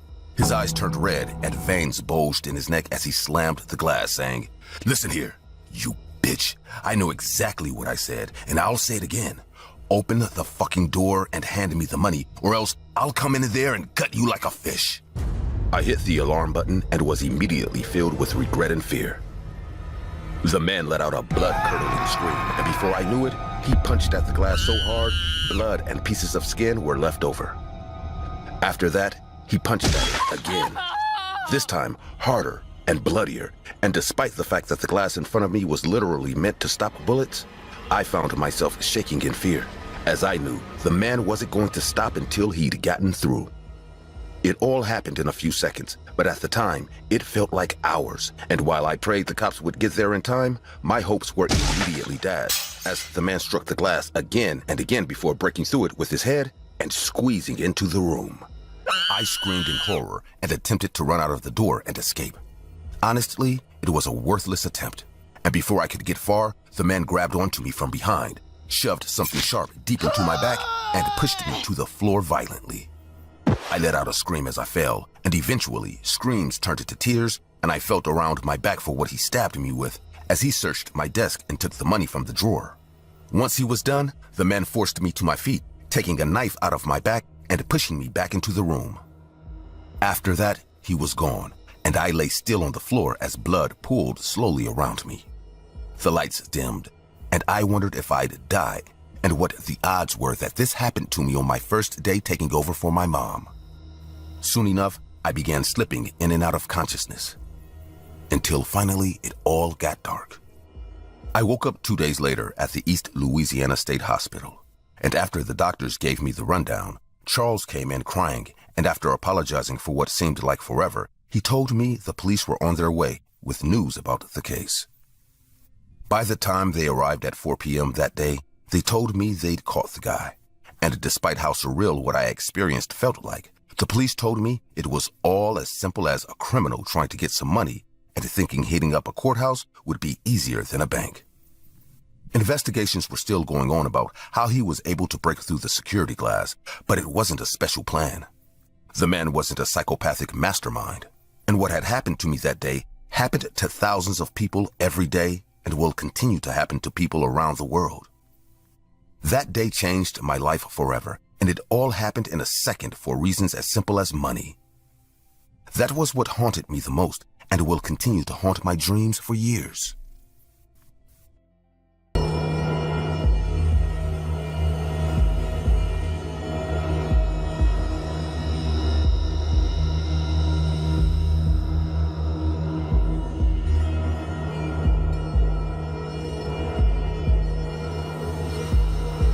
It was a cold November morning in Perugia when I woke up to the kind of silence that doesn't feel empty, but watchful. The street outside was still.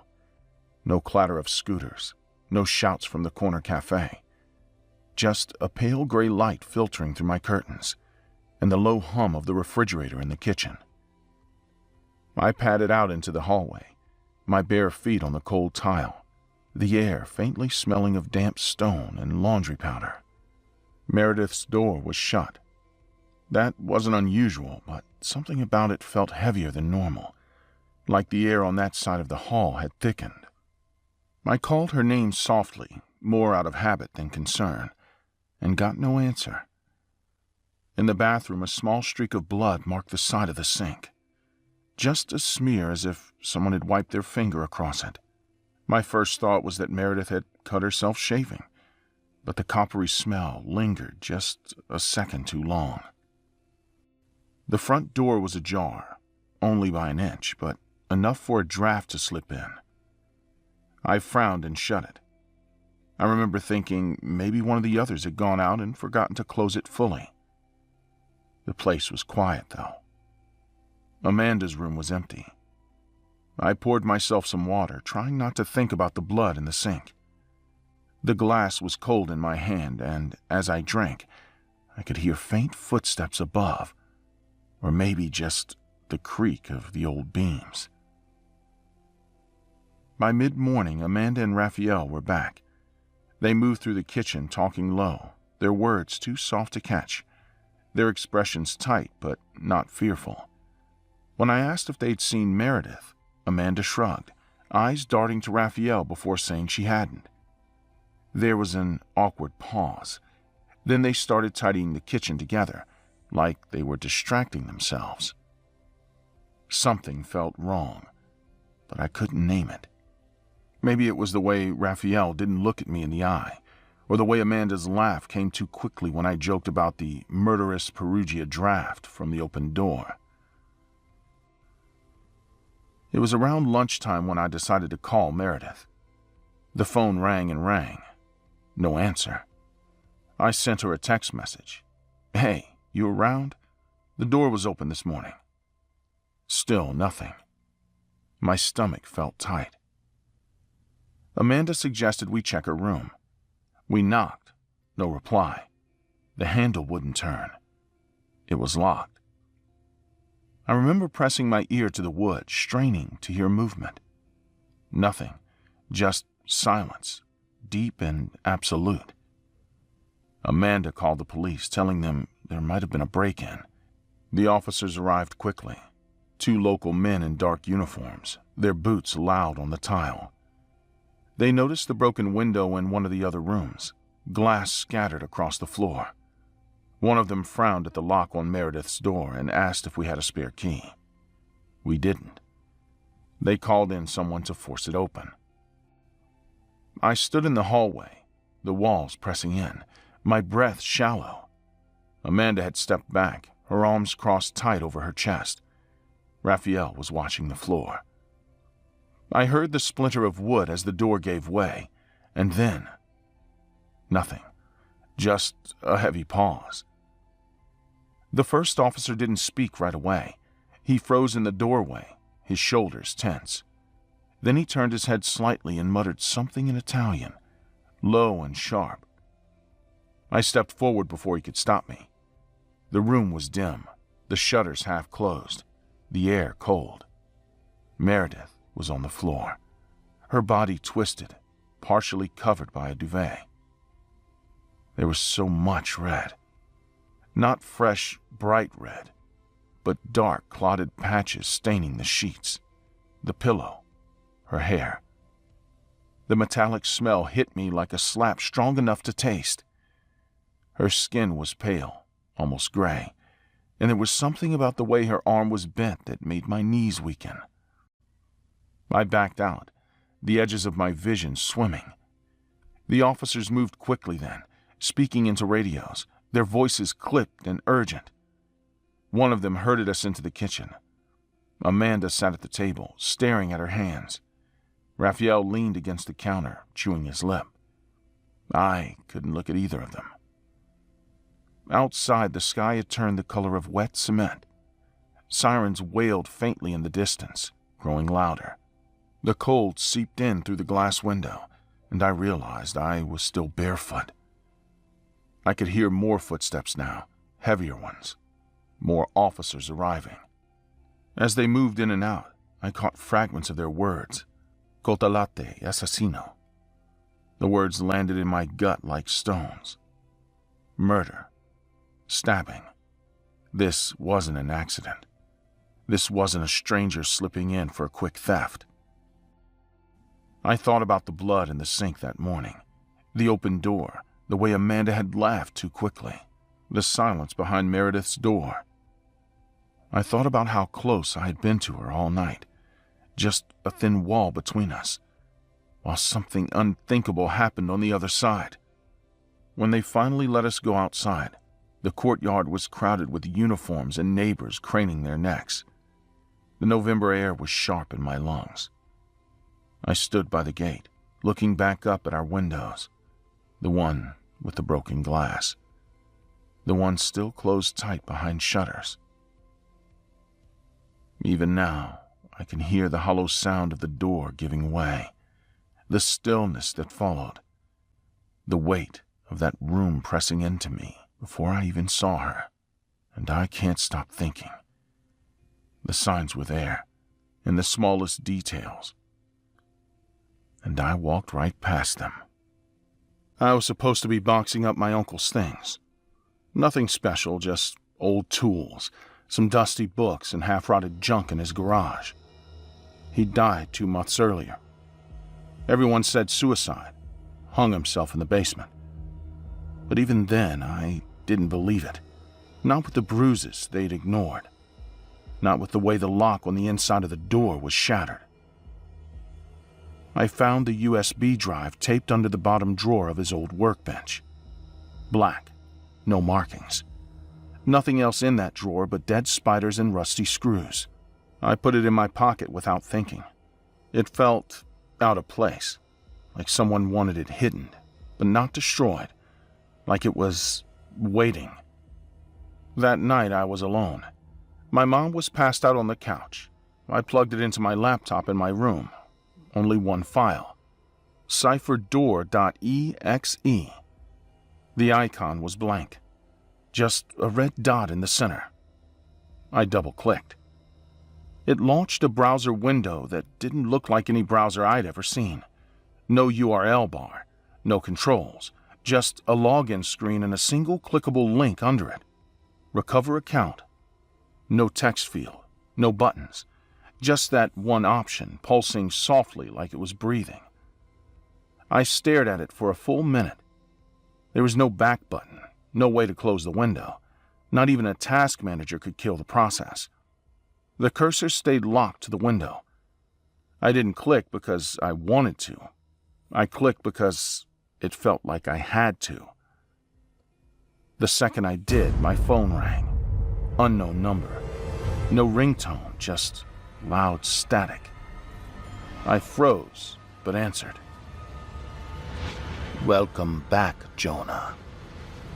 The voice was calm, steady, but wrong. It sounded like someone talking through a translator, slightly off, like each word was stitched from 100 voices. "It's time, friend." I didn't say anything. My mouth went dry. They knew exactly where I was. Before I could hang up, the call ended. My hands were shaking when I looked back at the screen. It wasn't a login page anymore. It had opened into a full dashboard, black background, blood red text. No usernames, no icons, just rows of threads with labels like coordinates, dates, and timestamps. The kind of things you'd expect on surveillance software, not a forum. Each entry had a link. Most said video active. I clicked on one. A dim room. A man tied to a chair, screaming into a cloth gag. For 30 seconds he struggled. Then someone walked into frame and turned off the light. Window instantly.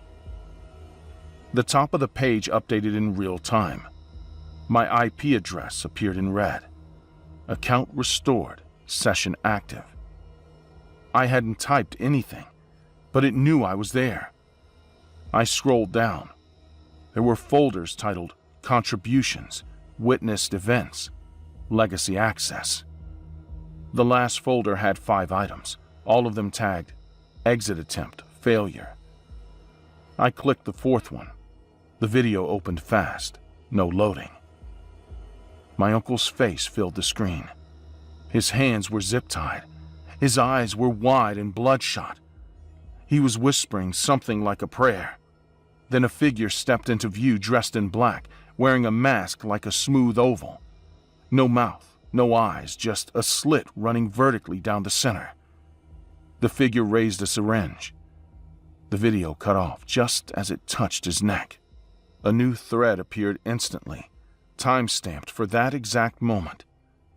Viewer, Jonah R. logged. That's when I knew I wasn't just watching. I was part of it now.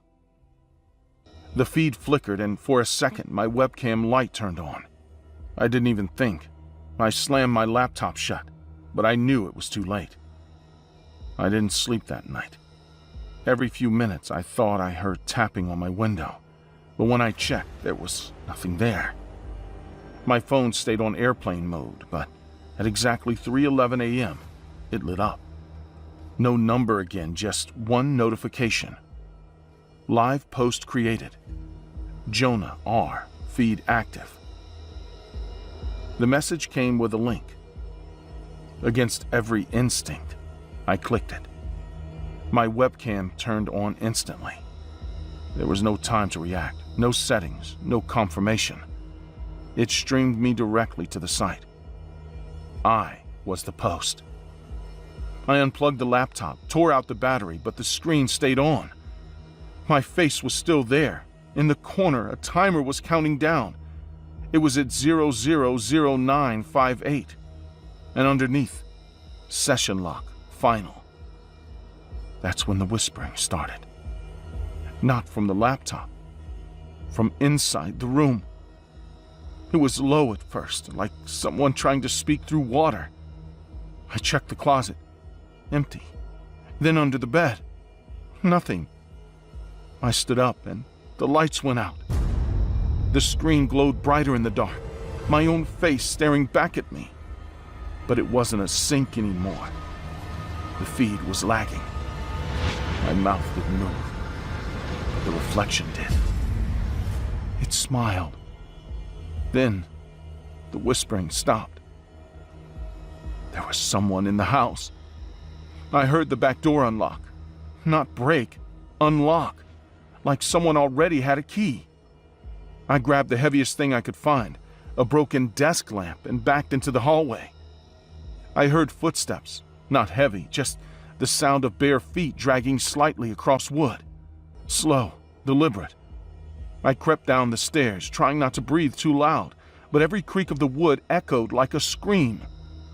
When I reached the bottom, the kitchen lights were flickering. That's when I saw him. The same figure from the video. The mask with the slit. Only now it moved. The slit twitched open. A wet, gurgling breath slipped out. He didn't run. He didn't even lunge. He just started walking toward me, step by step, with the slit in his face expanding into a jagged hole. Inside, something twitched like tongues or fingers. I ran. I didn't care where.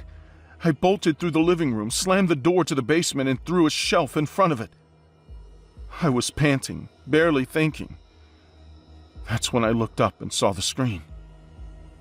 My uncle's old computer was still on. The same browser. The same site. But this time the thread title was different. Replacement confirmed. The screen showed a split feed. On one side, my uncle was tied to a chair. On the other, my own hallway. Live. The figure was already on the stairs. I tried to break the basement window. The figure was at the door now, slowly moving the shelf aside with inhuman calm. Not brute force, just patience. It had done this 100 times. I grabbed a crowbar and stood back. The second the door opened, I swung. It hit his arm, but he didn't react. His fingers latched onto the bar and pulled it from my hands like I was a child. He tilted his head once, then raised the needle. I didn't feel the needle. I just remember the cold metal against my neck and the way the world snapped sideways. But I didn't pass out. I panicked. I threw my weight forward, slammed past him, and crashed through the basement window. The glass tore my shoulder open. I landed hard on the concrete outside. My leg bent wrong. I screamed and crawled. He followed. Didn't rush, just climbed out through the broken window like it wasn't a problem. I dragged myself through the glass, covered in blood and glass, screaming for help. He didn't speak, didn't run, just walked after me. When I looked back, the slit in the mask was wide open. Something inside it was moving, shifting like fingers and tongues pushing against the edges. I made it to the front yard before he stopped. He just stood there on the lawn, head tilted like a confused animal. Then he turned around and walked back into the house, calm, silent, like he'd finished his part. A second later, the lights in the house all shut off at once. The cops showed up 5 minutes later. My neighbor must have heard me. They found the man inside, still sitting in the basement. Said he was drugged out of his mind, barely breathing. No ID, no explanation. The report said, home invasion. No mention of the mask, no mention of the live stream. My laptop was gone. Since then, people show up outside my house. Different ones every time. Just standing there, staring. They never come in. They don't talk, but they move things. I wake up and furniture is flipped. Drawers are empty. Doors unlocked. Sometimes they leave items. A shoe on the kitchen counter. A photo from my childhood. A blood-stained fork. It's not about killing me. It's about showing me that I can't stop them. That I'm not safe anywhere. They did the same thing to my uncle, and no one believed him either. They don't need to break in. They already have keys. Working the day shift at Wendy's wasn't much better than the night shift. It was quieter, sure, but the monetary was the same. When everything happened, I just finished wiping down the counters when the automatic door slid open with a low hum. A couple walked in. A woman clutching a large purse looked nervous. Her eyes darted around the restaurant as if she was looking for an escape route. The man with her was built like a linebacker. His face looked in an expression of barely contained rage. His eyes swept over the empty tables and landed on me. His glare sent a chill down my spine. The woman shuffled to the counter, her shoulders hunched. The man followed close behind, towering over her, his arms crossed tightly across his chest. I could feel the tension between them, even before anyone said a word. The woman stepped forward hesitantly, her voice shaky and almost too quiet to hear. I'll take a number 3 combo. Medium fries and a small drink. The man's face twisted into a scowl, and his voice exploded like a gunshot. What did I tell you? I said large fries. She flinched at his words, her lips trembling. She turned to him, speaking just loud enough for me to catch. I don't have enough money for a large. I brought just enough for what we agreed on. His fist clenched, and he took a step closer to her, towering over her. You're useless. Always making excuses. Can't even get an order right. She looked absolutely terrified, so I stepped in, trying to break the growing tension. Sir, you shouldn't be. He turned to face me, his face red with fury. Without a word, he shoved me so hard that I crashed into the wall behind the counter. My shoulder throbbed, but I forced myself back to my feet. The woman's face was pale, her hands trembling as she tried to calm him down. Please don't. Don't start a fight. Everyone is looking. You're embarrassing me.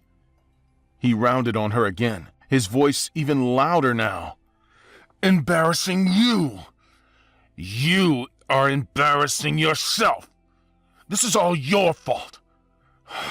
Look what you made me do. Are you happy now? I could see where this was heading. His rage was spiraling out of control. He was a bomb waiting to go off.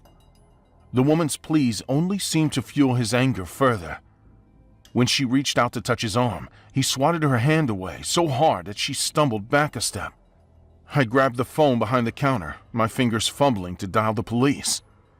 Before I could press the button, he lunged over the counter, grabbing my wrist in a vice grip. What do you think you're doing? You're not going anywhere. I yanked my hand away, but he reached across the counter and dragged me forward, slamming me against the register. He started hitting me and never stopped. Again and again and again and again. He was hitting me non-stop, and I couldn't defend myself. And even though there were people in the place, no one tried to stop him. Everyone was too afraid. Pain shot through my ribs as I struggled to push him off. His face was inches from mine, his breath hot and reeking of stale cigarettes. My co-workers were calling the police, but nobody was doing anything to save me. The woman screamed, begging him to stop, but he ignored her. He let go of me, only to grab a metal napkin holder and hurl it across the room. It shattered against the wall with a deafening crash. He turned his attention to the tables next, flipping them over one by one with a guttural roar. The sound of plastic and metal hitting the floor echoed through the empty restaurant. I tried to crawl toward the kitchen, hoping to grab something, anything to defend myself. But he was faster. He crossed the room in just a few strides, grabbing me by the collar and yanking me off the ground. My feet barely touched the floor as he shook me like a rag doll. You think you're tough, huh? Say something now. I could barely get a word out before he threw me to the floor again. My head smacked against the tile, and for a moment, everything was a blur. I could hear the woman's voice frantic and desperate, but her words were drowned out by his shouting. When I managed to sit up, he was already tearing the place apart. Chairs flew across the room, one of them smashing into the glass window near the entrance. I saw the kitchen knife then, lying on the floor where it had fallen during the chaos. My heart sank as I watched him notice it too. He picked up the knife, holding it tightly in his hand. The woman tried to grab his arm, but he shoved her so hard she fell to the ground, clutching her side. He turned back to me. He wanted to kill me. He advanced slowly on me, the knife held low but ready. His face was twisted with rage, his eyes wild and unfocused. I scrambled backward, but there was nowhere to go. My back hit the counter, and I was trapped. Still want to play the hero? Let's see how brave you are now. The door opened, and I saw 2 police officers rush in, their guns drawn. They shouted at him to drop the knife, their voices steady but commanding. For a moment he froze, his grip on the knife tightening. His eyes darted between me and the officers as if he was trying to decide his next move. The woman screamed at him to stop, tears streaming down her face. But he didn't seem to hear her. He raised the knife slightly. He wanted to kill me anyway. He didn't care about the police. I braced myself, thinking this was it. But before he could make another move, one of the officers tackled him from behind. The knife clattered to the floor as they wrestled him to the ground. It took both officers to pin him down. I sat on the floor, my chest heaving, watching as they cuffed him. His face was red, veins bulging in his neck as he continued to trash-talk me. The woman was sobbing uncontrollably, her hands covering her face. One of the officers helped her to her feet, speaking to her in a low, calming voice. Another officer came over to me, checking if I was hurt. My ribs ached, my lip was split, and my head was pounding. But I was alive. That was all that mattered. The officers told me later that he'd been high on some synthetic drug that made people violent and nearly unstoppable. It took 3 of them to get him into the squad car. That was my last day at Wendy's. I handed in my resignation the next morning. I couldn't walk back into that place. Couldn't stand the thought of reliving those moments every time I saw the counter or the floor where it all happened. I still think about it sometimes. The knife, the rage in his eyes, the sound of chairs crashing to the ground. And every time I hear someone say fast food is an easy job, I remember that day. They have no idea how bad it can get. This story is inspired by a real case. In this story, a white male about 25 years old walked into a Wendy's with his girlfriend. After an employee noticed how he mistreated the woman, he tried to intercede, only to be brutally beaten by the man, who was later arrested. In my 30 years as a doctor in this hospital, you can imagine that I have seen all kinds of things. Patients fighting for their lives, and others who no longer wanted to live. I saw violent families demanding that we do something more to save their family members, and people completely abandoned. Being a doctor is a difficult job, and only experience prepares you to be one. But there was a time when nothing could have prepared me for what I saw. Something so strange and out of this world, I can't put into words. That day, I saw evil in its purest state right in its eyes, and it looked back at me. It all started with a patient who had arrived a few days before. She was in intensive care, getting better. The day she was brought in, she had a lot of bruises and fractures in her body. Initially, we thought she had suffered domestic violence, but she was not in a relationship, and when a neighbor told the police about the noises, they found her at home with the door closed, alone. Maybe when she woke up, she was going to give us the answers to so many questions that we had been developing during these days. At that time, I can't say that I was an experienced doctor, but with a little more than 5 years of experience, I could say that I knew my way around the hospital. And that's why I can say that one day when I was doing night rounds at the hospital, I saw something that I don't think many other doctors have seen. I was in the room with one of my patients behind me. I had the strange sensation that someone had walked down the hallway. Hello, is somebody there? Hey, did you see someone behind me? I'm the only doctor around. Lo he visto. Era un demonio. Te estaba mirando. Sorry, I don't speak Spanish. Demon. Demon behind. What? Did he just say there was a demon behind me? That was weird.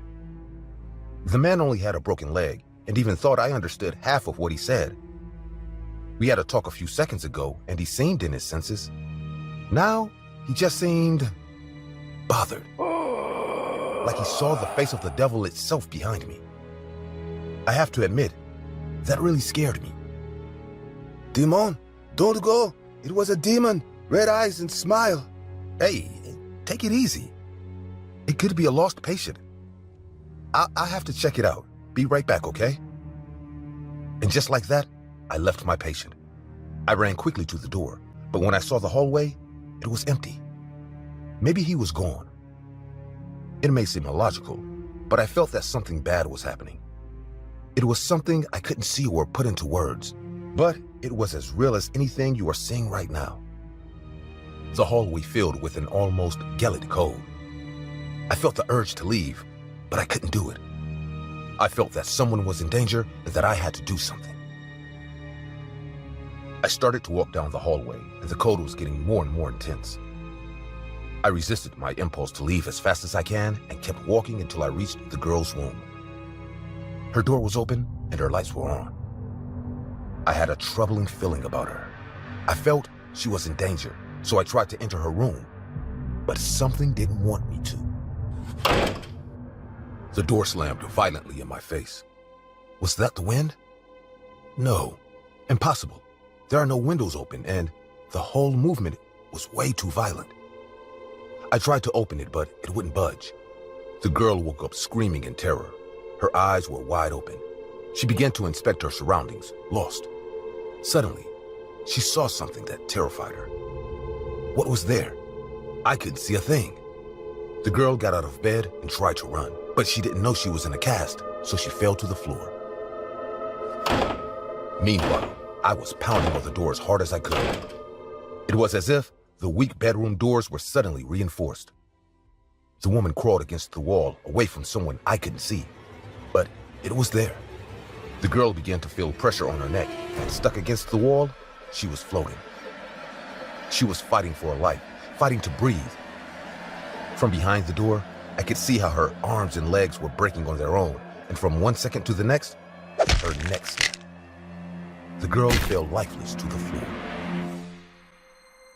The door to her room opened, and I rushed in. I stared in disbelief at what had happened. She was dead. This wasn't an accident or suicide. Somebody actually killed her. This didn't make any sense, and I refused to believe that there was something paranormal happening. But suddenly, I felt someone behind me. When I turned around, I saw it. A black figure more than 2 meters tall was staring at me. Its body was slender but imposing, and its eyes were red with the most intense fire I had ever seen in my life. I closed my eyes in disbelief, and when I opened them again, there was no one there. At that moment, I felt someone grab me by the neck and throw me against the wall of the hallway. I tried to get up, but the invisible being kicked me in the face and started stepping on my face as if I were a cockroach. I stood up and ran as fast as I could. As I did so, I heard mocking laughter from behind me, slowly fading into the echo of the huge hospital. It was never determined what had happened to the girl. The footage had disappeared, and although I was a suspect for a short time, the police concluded that I had nothing to do with it. I never saw anything remotely paranormal in the hospital again, but there is not a night that goes by that I don't hear that laughter in the hospital. That mocking, provocative laugh sounds like a reminder that I couldn't save that girl that day. My name is Rachel. I worked as a 911 operator until everything collapsed because of one mistake I can't erase. I was trained to handle emergencies, but the truth is that after years of picking up calls, you start treating people like background noise. I convinced myself that I was immune, that I could judge what mattered and what didn't. That night, I proved how wrong I was. The room was quiet, a slow shift with barely any calls. I leaned back in my chair, half listening to the operators around me as they talked about nothing important. I wasn't focused, wasn't ready. The call came in and I answered without even straightening my back. A woman's voice came through the line. It was trembling, fast, desperate. The kind of voice you can barely understand because panic makes words stumble. I should have taken it seriously from the first second. Instead, I spoke to her like I was bored. That single choice stayed with me forever. Her name was Jessica. She whispered that her husband had been beating her for months, and that night he had locked their daughter in the bedroom. I heard the way her breath kept breaking between words, but I still acted like I needed confirmation, like she might be exaggerating. She said he was drunk, that he had something heavy in his hand, and that she didn't think she would make it through the night. My system showed the address. I could have dispatched a unit immediately. Instead, I pressed her for details, asking questions that wasted time. The sound on the line shifted. Her voice lowered further, almost impossible to hear, and she said he was coming back into the room. She begged me to send help fast. I told her to calm down. I told her to call back if it got worse. Then the line went dead. I logged the call as domestic disturbance, low threat. That entry sealed her fate. 2 days later, I saw the footage. A neighbor had filmed it through a window, the video shaky and blurred. Jessica ran barefoot across the yard, dragging her little girl with both hands. Her face was twisted in terror, her steps clumsy like she barely had control of her body. Behind them, a man burst out of the house with a tool in his hand. He caught up to her before she reached the fence. The clip ended there. The news confirmed she was dead, and her daughter was in foster care. The audio of the call leaked. It spread across news channels and social media. I listened to my own voice dismissing her over and over while people online screamed for my blood. They called me a murderer, a failure, a monster. The department fired me and left me to rot. I thought the shame was unbearable, until the letters started. The first one slid under my door. It said, "You killed my sister." No name, no explanation, just that sentence written in marker. The next one came 2 days later. "You will beg like she begged." The moment I read that, I couldn't breathe properly.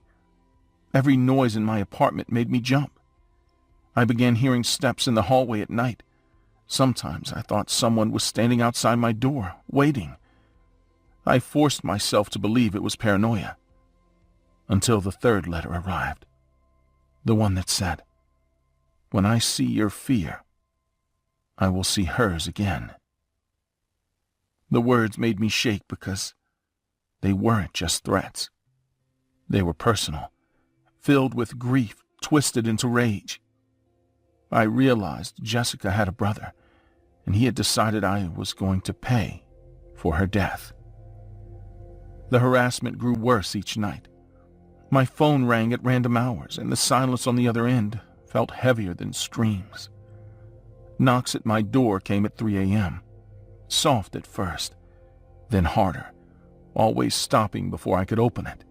One night I heard something scraping against my window. I lived on the second floor. I pressed myself against the wall, listening to the squeal of metal dragging against glass. When I turned the light on, it stopped, but I knew someone had been there. I carried a kitchen knife everywhere inside the apartment. My hand shook whenever I held it, and I hated how powerless I felt. But there was no choice. I had no job, no money, nowhere to go.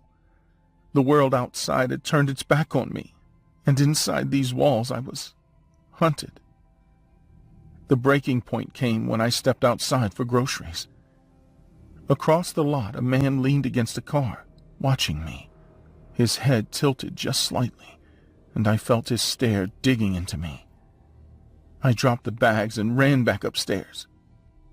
That night, he spoke under my window. "Her screams echo every time I close my eyes. You will give me that same echo before I end you." I barely slept after that.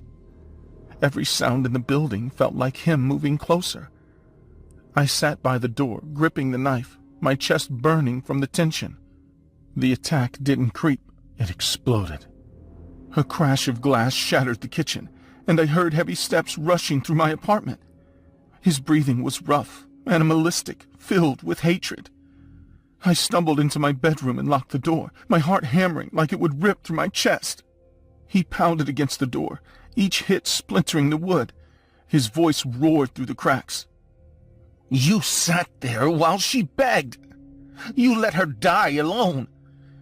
I hear her in my head every night. And tonight, I'll hear you." I pressed the knife against my leg, but my hand shook so much I thought I'd stab myself. The frame was breaking. I knew the door wouldn't last. I forced myself to grab the phone and dial 911. My voice was a broken mess when the operator answered. The woman on the line didn't dismiss me. She didn't waste a second. She told me to stay low, to keep the phone near, to breathe slower so he wouldn't hear me. Her voice stayed calm while the wood cracked behind me. The door burst open. He rushed in, his eyes wide, his face twisted, not only in rage, but in grief. In his hand, he gripped a heavy wrench, swinging it high. He looked at me like I was Jessica, like by hurting me he could bring her final moments back and change them. "You don't deserve to breathe when she's in the ground."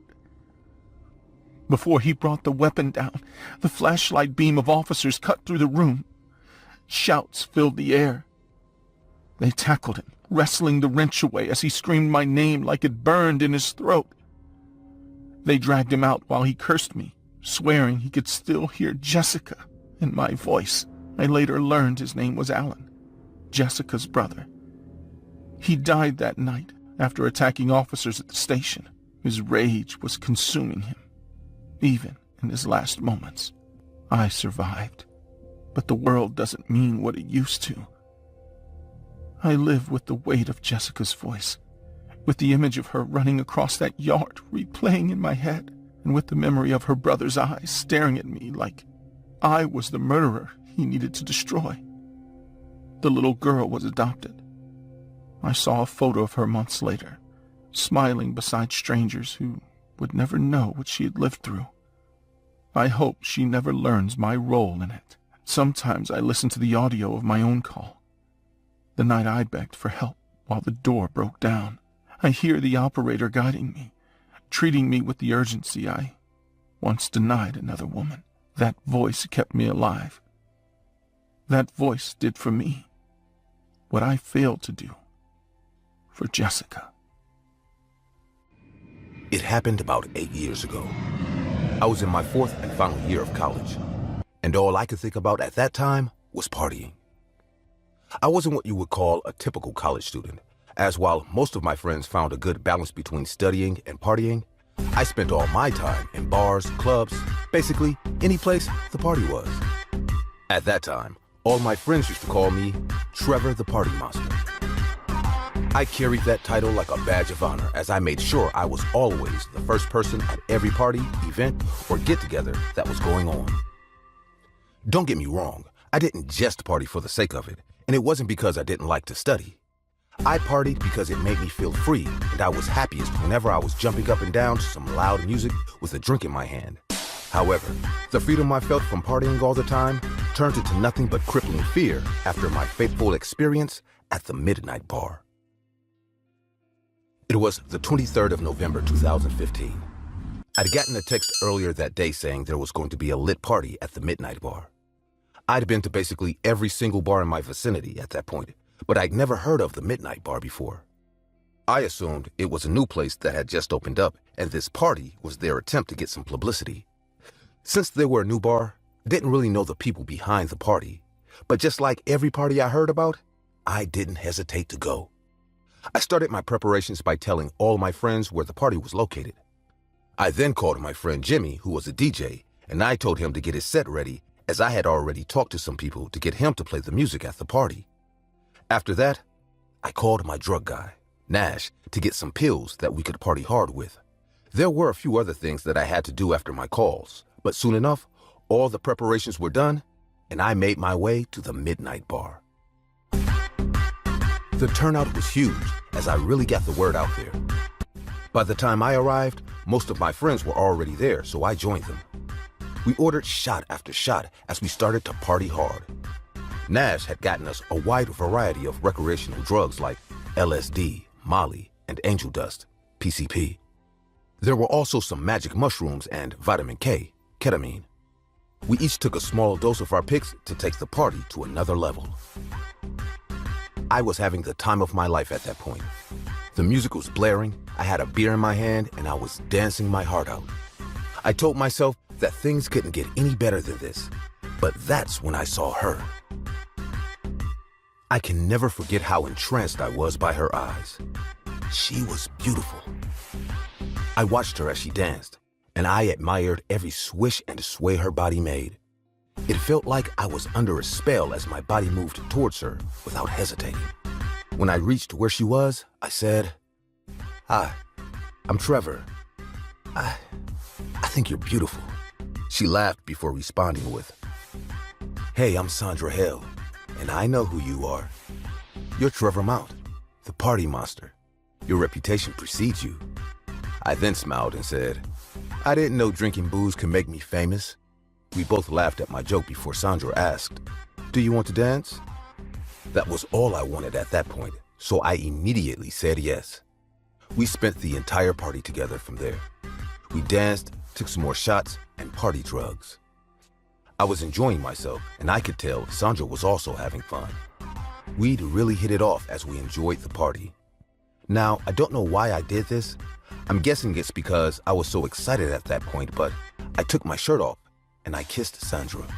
She kissed me back, and it felt like I was on top of the world. I was going to kiss her again when one of my friends, Brian, who was passing by with a camera around his neck, told me and Sandra to smile for a picture. We both looked at the camera for the picture to be taken.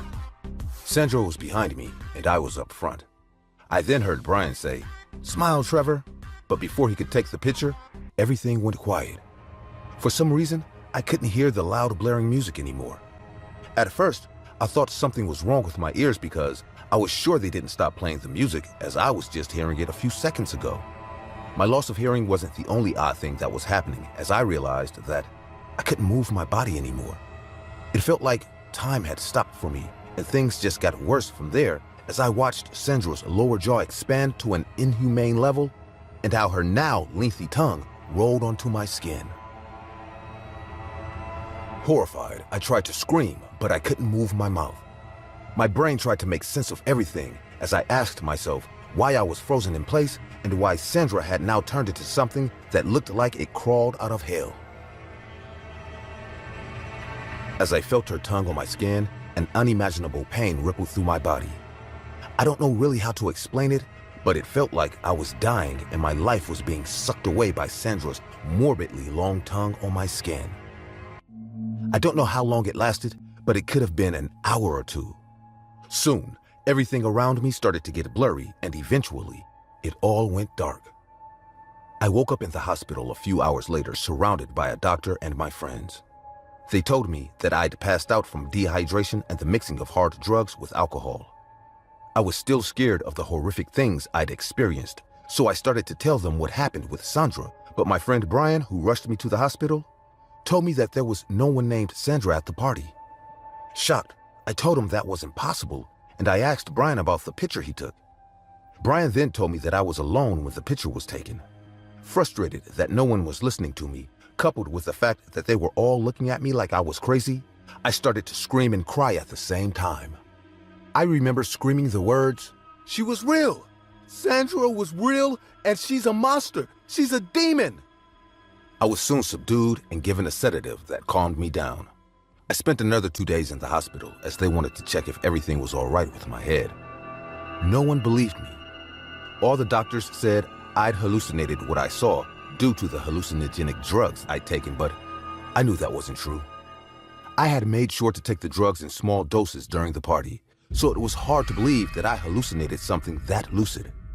Plus, I never had an episode like this ever since I started doing recreational drugs. I told the doctors this, hoping they would believe me, and even though they confirmed that I'd taken the drugs in small doses, they told me that there was no other possible explanation to what I'd seen. My only hope now was the picture Brian took. But whenever I show the people the picture Brian had taken, they tell me that they can only see me in the image. Things just got stranger from there, as anytime I look at the picture, I can still see her behind me. I don't know why I was the only one who could see Sandra in the photo, but it drove me crazy and I had to undergo some serious therapy. It's been a long time since this happened, but I still haven't forgotten that incident. I have my theories as I look into the morbid experience to prove to myself that I wasn't crazy. It was hard, but I finally found two people, a man in Slovakia and another man in Greece, who said they'd experienced something similar at a strange bar in their countries. At the end of my research, I believed the woman called Sandra Hale was a succubus, a female demon who seduces men and feeds on their life force for sustenance. And the only thing I have to prove it is this picture. I've tried time and time again to get people to believe me, but no one does, as they all say, I'm not right in the head. So I decided to put my story out there. This entire incident has also put me off parties, especially the ones held in bars. So be careful out there, as you never know if it's your favorite bar, where the actual party monsters like Sandra are lurking.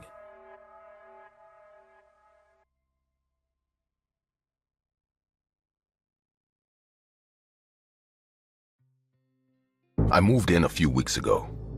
It's a one-bedroom apartment, second floor, old building. Nothing fancy. It came semi-furnished, which meant I didn't have to worry about buying a couch, a bed, or even a microwave. Rent was cheap, and the neighborhood was quiet. Maybe too quiet. I live alone, just me and my cat, Baxter. He's about 6 years old, gray with black stripes, and usually pretty calm. He took the move well, but since day one, he's avoided the living room. More specifically, the couch in the living room. At first, I thought maybe there was a smell or something stuck in the fabric. I checked under the cushions, looked for bugs, spilled food, anything.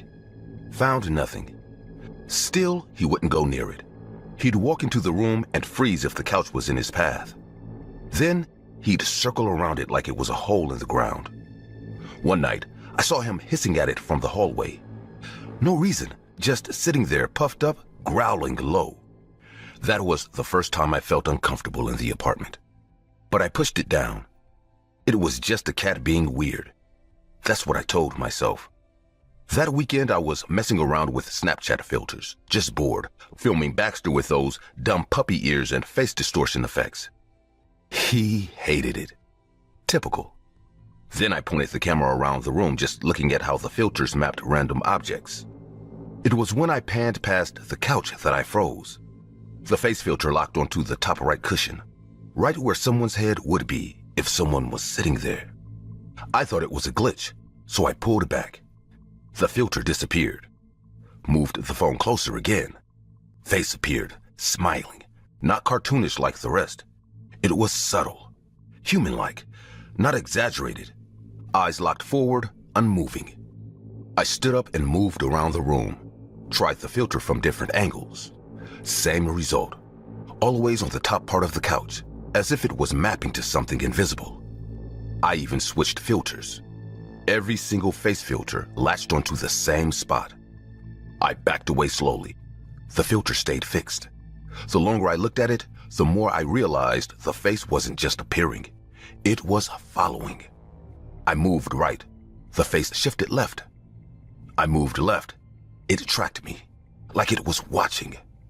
I dragged the couch away from the wall, gripping the phone with both hands.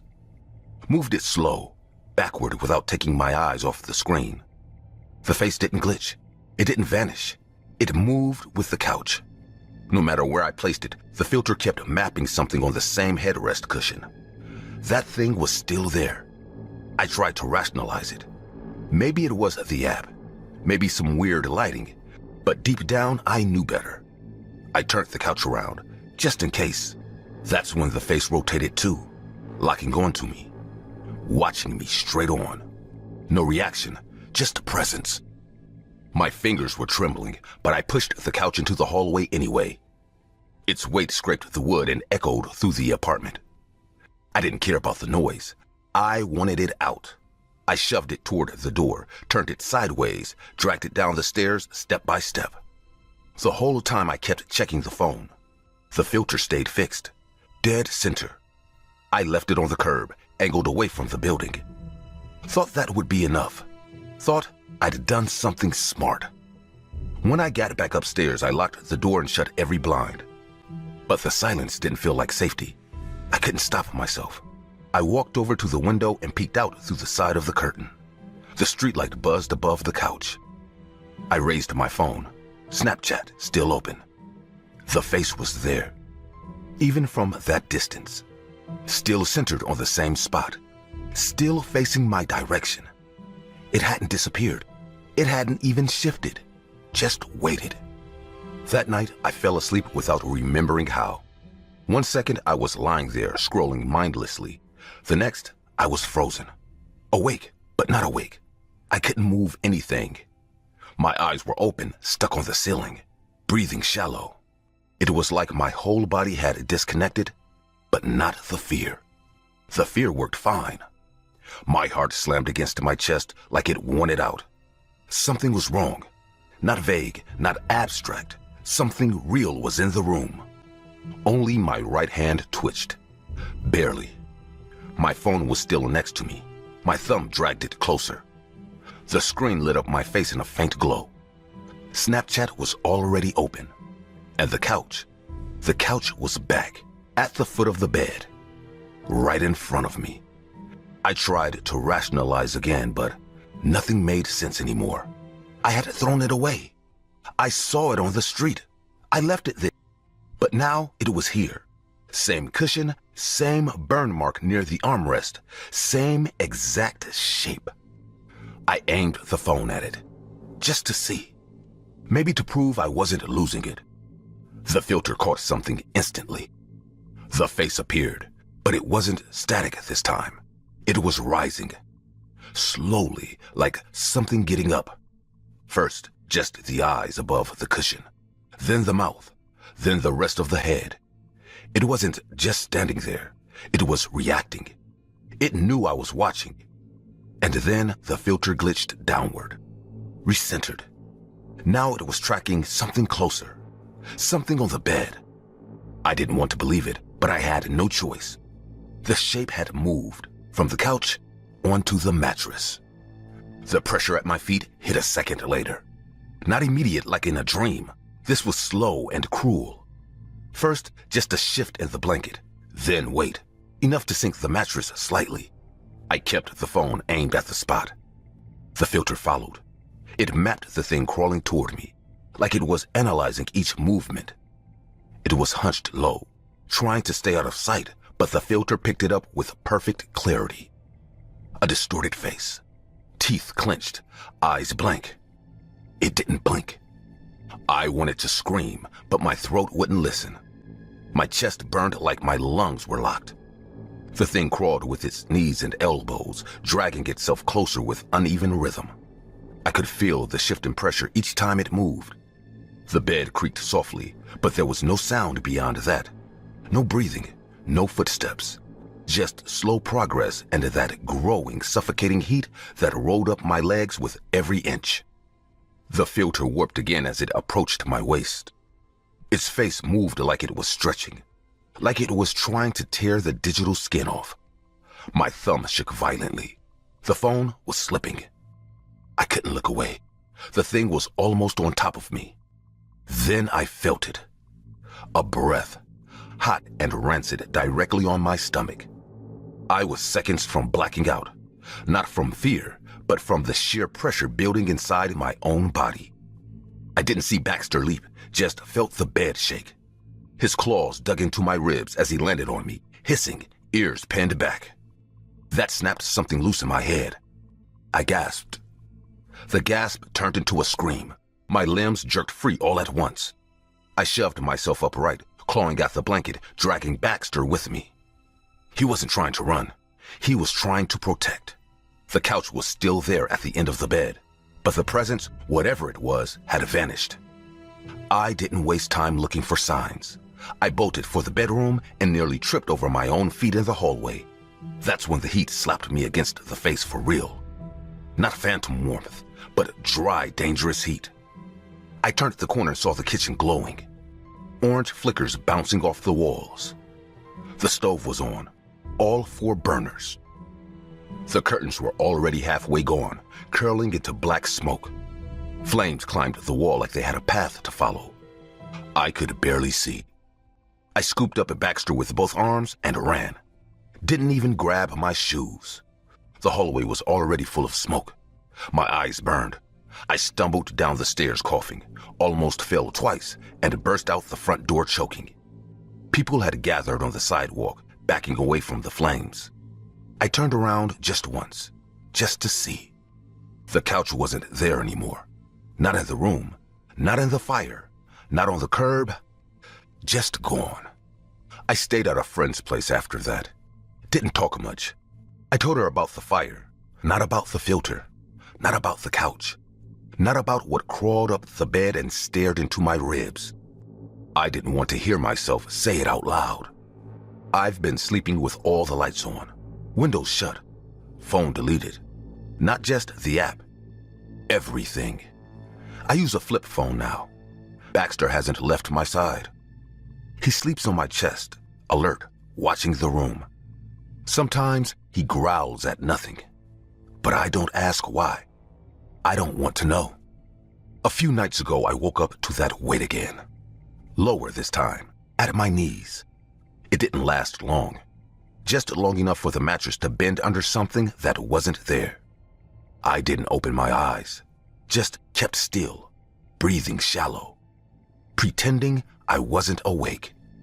And then I heard it. Plastic crackling, like burning fabric being crushed slowly. Just for a second. When I finally looked, there was nothing. No couch, no face, but the floor still smelled like smoke. I started this job 3 months ago. Night driving. Simple stuff. I pick up clients, drive them to wherever they say, and don't ask questions. That's the rule. No questions, no problems. That's what the guy who hired me told me. The pay was good enough to make me ignore how vague it all sounded. I didn't sign anything. They just told me where to go and when. Always at night. Always in black cars that weren't mine. The passengers were strange. Always men in suits. Never women, never kids. No one ever spoke. They just got in, gave me an address, and stared out the window or at their phones like I didn't exist. I tried small talk a couple of times, but they'd look at me like I'd broken some sacred rule, so I stopped. I learned to drive in silence. Still, every night felt off.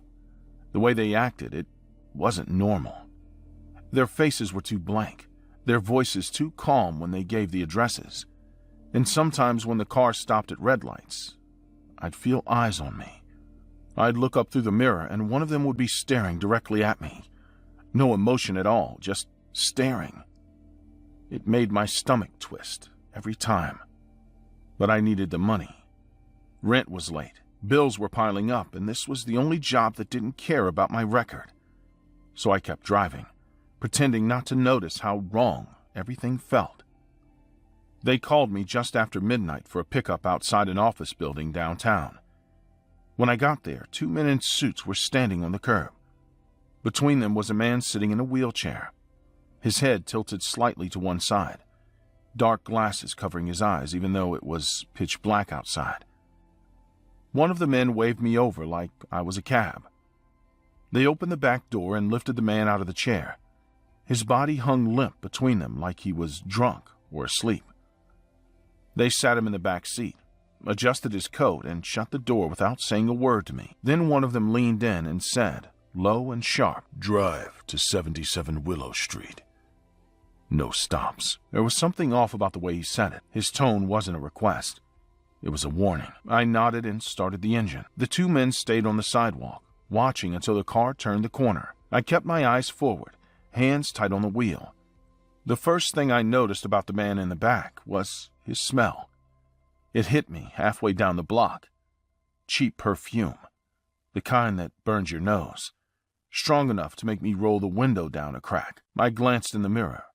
He was sitting straight, facing forward, his hands on his knees, still, not breathing heavily, not moving at all, just sitting there. The route was long, 30 minutes through quiet streets with barely any traffic. Every minute stretched. The man in the back didn't move once.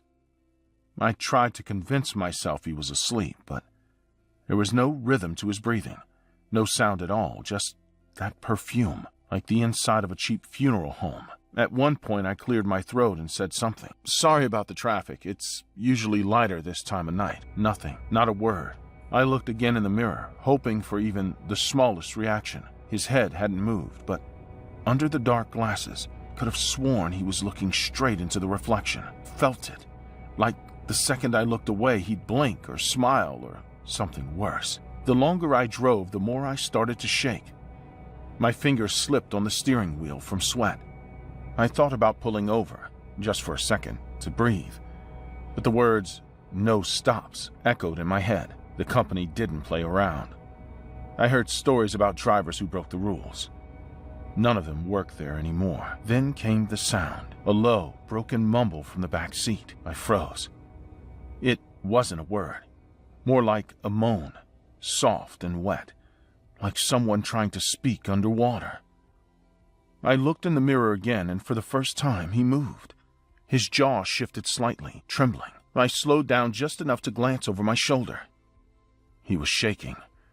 His hands twitched on his knees, fingers jerking like he was fighting to move. His lips parted, drool sliding down his chin.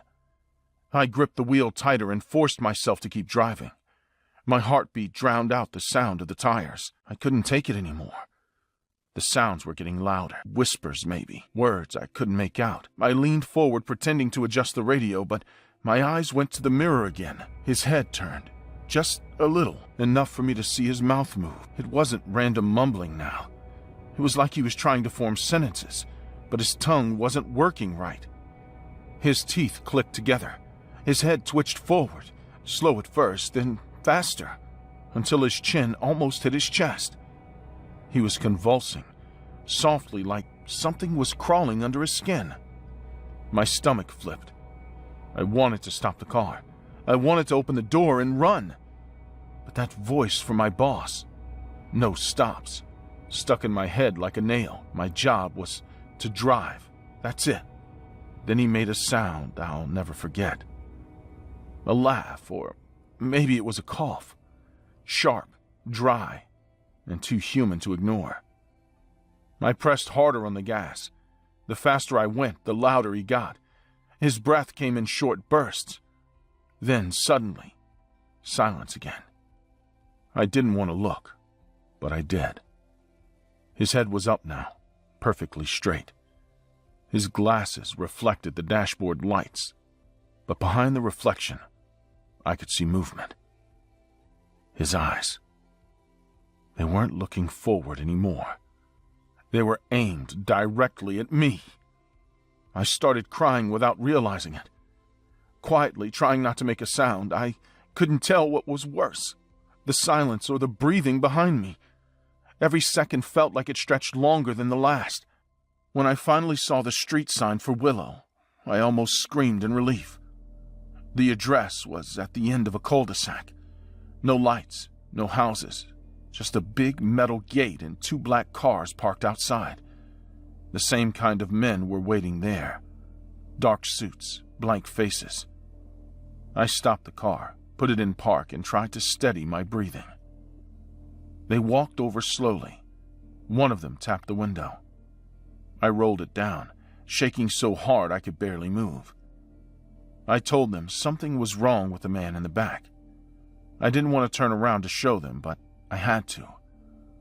I looked and saw the man jerking slightly, mumbling again. His glasses had slipped down, showing pale eyes rolled halfway back.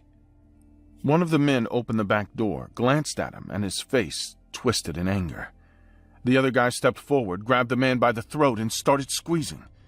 There was no hesitation, no shouting, just the sound of cracking bones. I couldn't move, couldn't breathe. The driver's seat felt like a coffin. The man in the suit dropped the body to the ground like trash. Then he pulled out his phone and started yelling at someone. He was alive. You told me he was processed. He slammed the phone shut, breathing hard. He turned to me, eyes full of rage. Before I could react, he reached in, grabbed the back of my head, and slammed it against the steering wheel. My ears rang, everything spinning. He leaned in close, whispering through his teeth. You didn't see anything. You didn't hear anything. Drive when we call. That's all you do.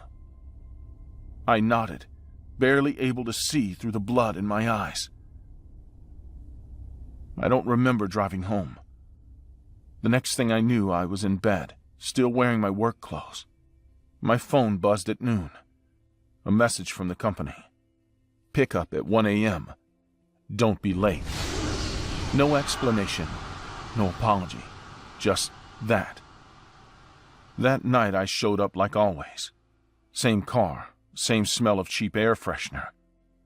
My head still hurt, and the dried blood on my hairline itched under my hat. The streets were empty, again. Every shadow looked like those men waiting for me. The passengers didn't talk, didn't look at me, didn't act like anything had happened. But I couldn't stop seeing that man's neck snapping in front of me. Every time I blinked, I saw it again. The way his body twitched once before going limp, and the way the other man didn't even flinch. Now, every time I drive, I feel like someone's in the back seat, even when it's empty. Sometimes I check the mirror and swear I see him sitting there, head tilted, glasses on. That same damn perfume filling the car. It's been 2 months since that day. I still drive for them. I can't quit. Every night they text me new addresses, new passengers, new names. No explanations. I just drive. Hi, my name is Jessica, and something terrible happened to me last night. I don't really have immediate family or close friends, and I really want to get it off my chest, so I will just tell it to you guys. I work at a call center, and if one thing those places are famous for, it's the odd working hours. Lately I've been a little tight on money, so I decided to pick up the night shift that pays more. The worst part of the night shift wasn't the work itself, but the hassle of finding commute back home. I don't own a car, so my best option is to wait for a late-night bus or call an Uber. Most nights I call an Uber, as the bus service is unreliable, but I don't think I'll ever get in an Uber after last night.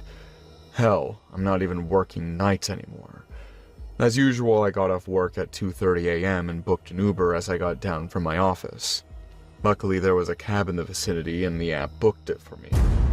I was dead tired, hungry, and sleepy at the same time, so as soon as the white cab parked on the street across from me, I got in the back seat and relaxed while the driver started driving. Now, you must know that I live a little far away from my office, so it usually takes half an hour to reach home. We cross 3 signals in the way and take 2 bridges. Just as the cab neared the first signal, I was ready to doze off. When the red light was on, the cab stopped and I was casually scrolling through my phone. That's when someone opened the driver's side door and a young man in his 20s peeked in. "Can I get a ride till the next intersection, please?" he asked the driver politely, and the driver, who must be in his 50s, replied, "Get in." He never once asked me if I was comfortable letting a stranger ride in my cab that I was paying for, but I was so drained that I didn't object. Not intervening then was my biggest mistake. I was a little alert after that, but not as much as I should have been. The next signal was up ahead of us and the intersection just beyond it. That's when a text from an unknown number popped in my phone. "Get out of the cab immediately. Not safe, stolen car, fake driver, get out now." I must have read that text at least 5 times. Before I knew that I was in a problematic situation, the young guy casually chatted with the driver as they both kept on looking back at me through the rearview mirror. The car was moving, and there was no way I could get off at that point. Neither could I confront the 2 men. I couldn't even call the cops as the men would get suspicious. So I dug into my bag and held onto the pepper spray, praying to God that the text I received was a prank. However, the next intersection came and went by, but the cab didn't stop. "Keep going, I'm just up ahead," the man told my driver, who nodded and kept driving. However, we were nearing the 3rd signal and the young man was still in the cab getting comfortable. I had planned to escape the car as it would stop at the intersection, but instead the driver took a rough left turn onto a deserted road. "Hey, that's not the way! Where are we going?" I yelled as I went into a full-on panic mode. "It's a shortcut, lady," the driver grunted, but I knew this place like the back of my hand, and this was no shortcut. This was a trap. The car sped up and I dialed the cops. The operator kept on asking what my emergency was, but I could not utter a word, too scared to spook my kidnappers. The car stopped at a warehouse, and as I was about to bolt, the driver locked the car, and both the men looked at me. "Now, young lady, you can either give us what we want willingly, or we can take it by force," the young man said, and I immediately fished for cash in my purse. "I'll give you all my money, just let me go, please, please, I beg you." Ugly sobs raked my face, terror gripping my body. "If money was what we wanted, we could have just snatched your purse, no?" The old man snickered and gave me a hungry look. That's when I knew they wanted to violate me sexually, and I clutched the spray in my hand. There was no one for miles on end, and no one would hear my cry for help here. The young man got out of the car and pulled my door open, grabbing me by my hair, ready to pull me out. But just then, I sprayed him. "Fuck, you bitch! Hell, it burns!" He let go of me and began wiping his eyes. The older man reached for me, but instead the whole dark warehouse got lit. Floodlights were everywhere, and footsteps and shouting began. "Police, get down on your knees, show us your hands, and let go of the woman." Cops surrounded the place, and I went limp inside the car. The next few minutes went by in a blur, but there were doctors and cops who wanted to talk to me. But I was so confused. The cops later told me that the cab was really stolen, and the real owner, Mr. Amir, a Sri Lankan man, had reported it. However, the thief had logged into Mr. Amir's Uber account and was driving around people pretending to be Mr. Amir. The cops couldn't figure out the thief's motive, but they knew something was up. The GPS tracker in the cab allowed the cops to keep tabs on it, so they kept tracking the vehicle. But when I got into the car at night, the cops had had enough. The cops had hacked into Mr. Amir's Uber account to get my contact information, and that text I had received was from the cops warning me. However, when the cops investigated the two men, they found out that one of them was a repeat sex offender, responsible for at least sexually violating 6 women in various states around the country. He was out on parole. The other was his nephew, who had multiple charges, a misdemeanor, and theft on him. He was even involved in carjacking a government vehicle. Both these individuals were extremely dangerous, and I was their latest victim. If only the cops hadn't arrived when they did. I am not sure if I would still be here telling you this story or not. I still remember everything. Hell, how can I forget that night? I remember being excited for being in front of that house. It looked like something straight out of a movie. Tall windows, creaking wood, and a slight tilt to its frame that made it seem like it was leaning in to hear secrets. I'd booked a few nights at the infamous Stanley's Airbnb, the haunted spot everyone online couldn't shut up about. People claimed they'd seen him, a ghost who likes to mess around but never hurt anyone. They said he was playful, even friendly. That's exactly what I wanted. A harmless thrill. Something to tell my friends about. When I got there, the host had left a handwritten note on the counter. "Enjoy your stay. Stanley's harmless. Unless you provoke him." I laughed at that. Cute. They really leaned into the gimmick. The house was cold inside, colder than it should have been for late summer.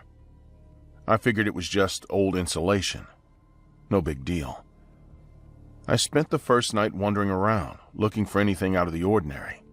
All I got were a few creaky floorboards and a light that flickered in the upstairs hallway. Not exactly the spine-tingling experience I'd hoped for. The second night, I decided to step it up. If Stanley wasn't going to show himself, I'd make him. I'd seen enough ghost hunting videos to know the tricks. Call him out, challenge him, maybe even taunt him a little. It felt silly at first, standing in the middle of the living room, shouting at an empty house. "Come on, Stanley. Show me what you got." "What, are you scared?" Nothing. Just the low hum of the refrigerator in the kitchen. I laughed at myself, but part of me was disappointed. I tried again, louder this time. "You're supposed to be this big bad ghost." Still nothing. No wonder why you're just a local attraction. Imagine being a ghost and still being this pathetic. That's just lame, Stanley. No wonder why you don't show up. By the time I gave up, it was nearly midnight. I went upstairs, brushed my teeth, and climbed into bed. That's when I heard it. A faint scratching noise. It sounded like it was coming from inside the walls. At first, I thought it was mice. Then it got louder, more deliberate. Scrape, scrape, scrape. Like something sharp was being dragged against the wood. I sat up, heart pounding, and listened. The sound stopped. The next morning, I found scratches on the outside of the bedroom door. Deep, jagged marks that hadn't been there before. They looked fresh, like someone had taken a knife to the wood. I tried to convince myself it was a prank. Maybe the host trying to add to the experience. but when I called them, they swore they hadn't been there since the last guest. The day passed without incident, but the house felt off. The air felt heavy, like the kind of pressure you feel before a storm. That night, I tried to keep things light. I watched a movie on my laptop, drank a couple of beers, and avoided calling out to Stanley. But the house wasn't going to let me off that easy. Around 1 a.m., the TV in the living room turned on by itself. I went downstairs expecting to find the remote had fallen and hit a button, but it was still on the coffee table. I turned the TV off and started back up the stairs when the scratching came back. Louder this time. It wasn't in the walls anymore. It was coming from the front door. I stood at the top of the stairs, staring down at the door. The scratching was relentless, frantic, like whatever was on the other side was desperate to get in. I grabbed a fireplace poker from the living room and crept toward the door. The moment my hand touched the knob, the scratching stopped. I flung the door open, but no one was there. The porch was empty, the street silent. Just as I started to close the door, I felt a rush of cold air blow past me into the house. My stomach sank. I locked the door and backed away, trying to convince myself it was just the wind. Then the lights went out. Every bulb in the house all at once. My flashlight barely cut through the darkness, and the beam shook in my hands. I could hear footsteps upstairs. Slow, deliberate. They moved from room to room, pausing just long enough to make it clear they weren't mine. I ran up the stairs, shouting at whatever was up there. "Who's there? What do you want?" The footsteps stopped. For a moment, everything was silent. Then the door to the bedroom slammed shut. I froze. My brain screamed at me to leave, but my body wouldn't move. Finally, I forced myself forward, shoving the door open. The room was empty, but the bed was unmade. The sheets twisted like someone had been thrashing around in them. On the wall above the bed, scratched deep into the plaster, was a single word. Leave. I couldn't leave. I had nowhere to go until daylight. I didn't sleep. I sat in the living room waiting for morning. Around 4 a.m. the air changed. It felt electric, like the house was holding its breath. Then the banging started. It came from everywhere, the walls, the ceiling, the floor. It was deafening, like the whole house was trying to shake itself apart. I ran to the front door, but it wouldn't budge. The lock wouldn't turn, and when I tried to kick it open, it felt like I was hitting solid concrete. The windows were the same, unbreakable no matter what I threw at them. The banging grew louder, more violent, and then it stopped. Silence. Pure, suffocating silence. That's when I felt it. A presence, standing right behind me. I didn't turn around. I couldn't. Cold figures brushed against the back of my neck, and I bolted, running upstairs and slamming the door to the master bedroom behind me. I could hear footsteps following, slow and deliberate, stopping just outside the door. I didn't want to see what would happen next. I grabbed a chair and smashed it against the bedroom window until the glass finally shattered. It wasn't a big enough hole to climb through, but it was a start. I grabbed the nightstand, the lamp, anything I could find, and kept swinging until the window was wide open. As I climbed through, I felt something grab my ankle, pulling me back. I kicked and twisted, finally breaking free and tumbling onto the roof. I didn't stop. I slid down the shingles and jumped to the ground, hitting the dirt hard enough to knock the wind out of me. The front door burst open, slamming against the wall. That's when I saw him. Stanley. He didn't look like a ghost. He was a man, or at least he used to be. His face was pale, twisted into a grotesque grin. His eyes were black, endless pits, and his hands were covered in blood. He just raised his hand and pointed to the door, telling me to leave. I couldn't move. I had too much fear. I was paralyzed. He considered that I was still provoking him, so when I didn't move, he moved for me. Suddenly, he started to move his legs quickly in my direction. After a few thousandths of a second, he was already running at high speed. This made me react, and I also ran as fast as I could. I don't know at what point he stopped, but when I turned around, he was no longer chasing me.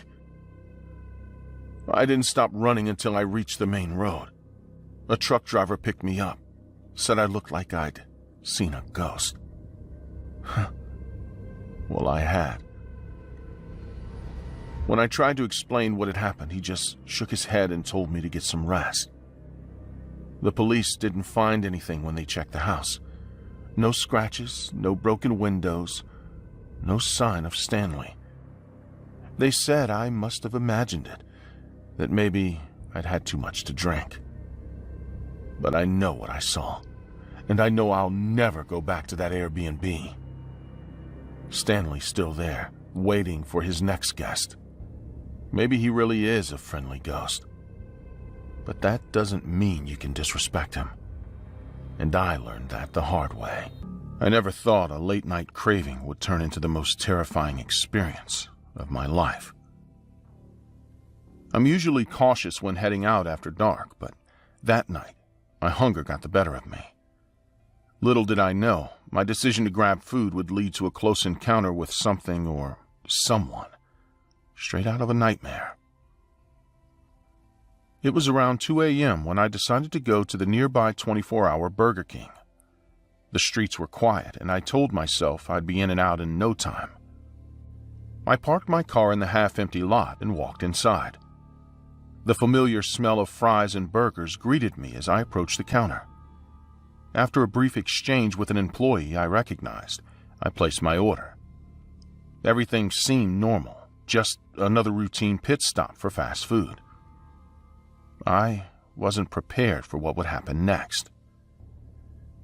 I picked up my meal and was heading back to my car when I noticed something unusual. A black SUV was parked directly in front of me, its engine running, but the headlights were off.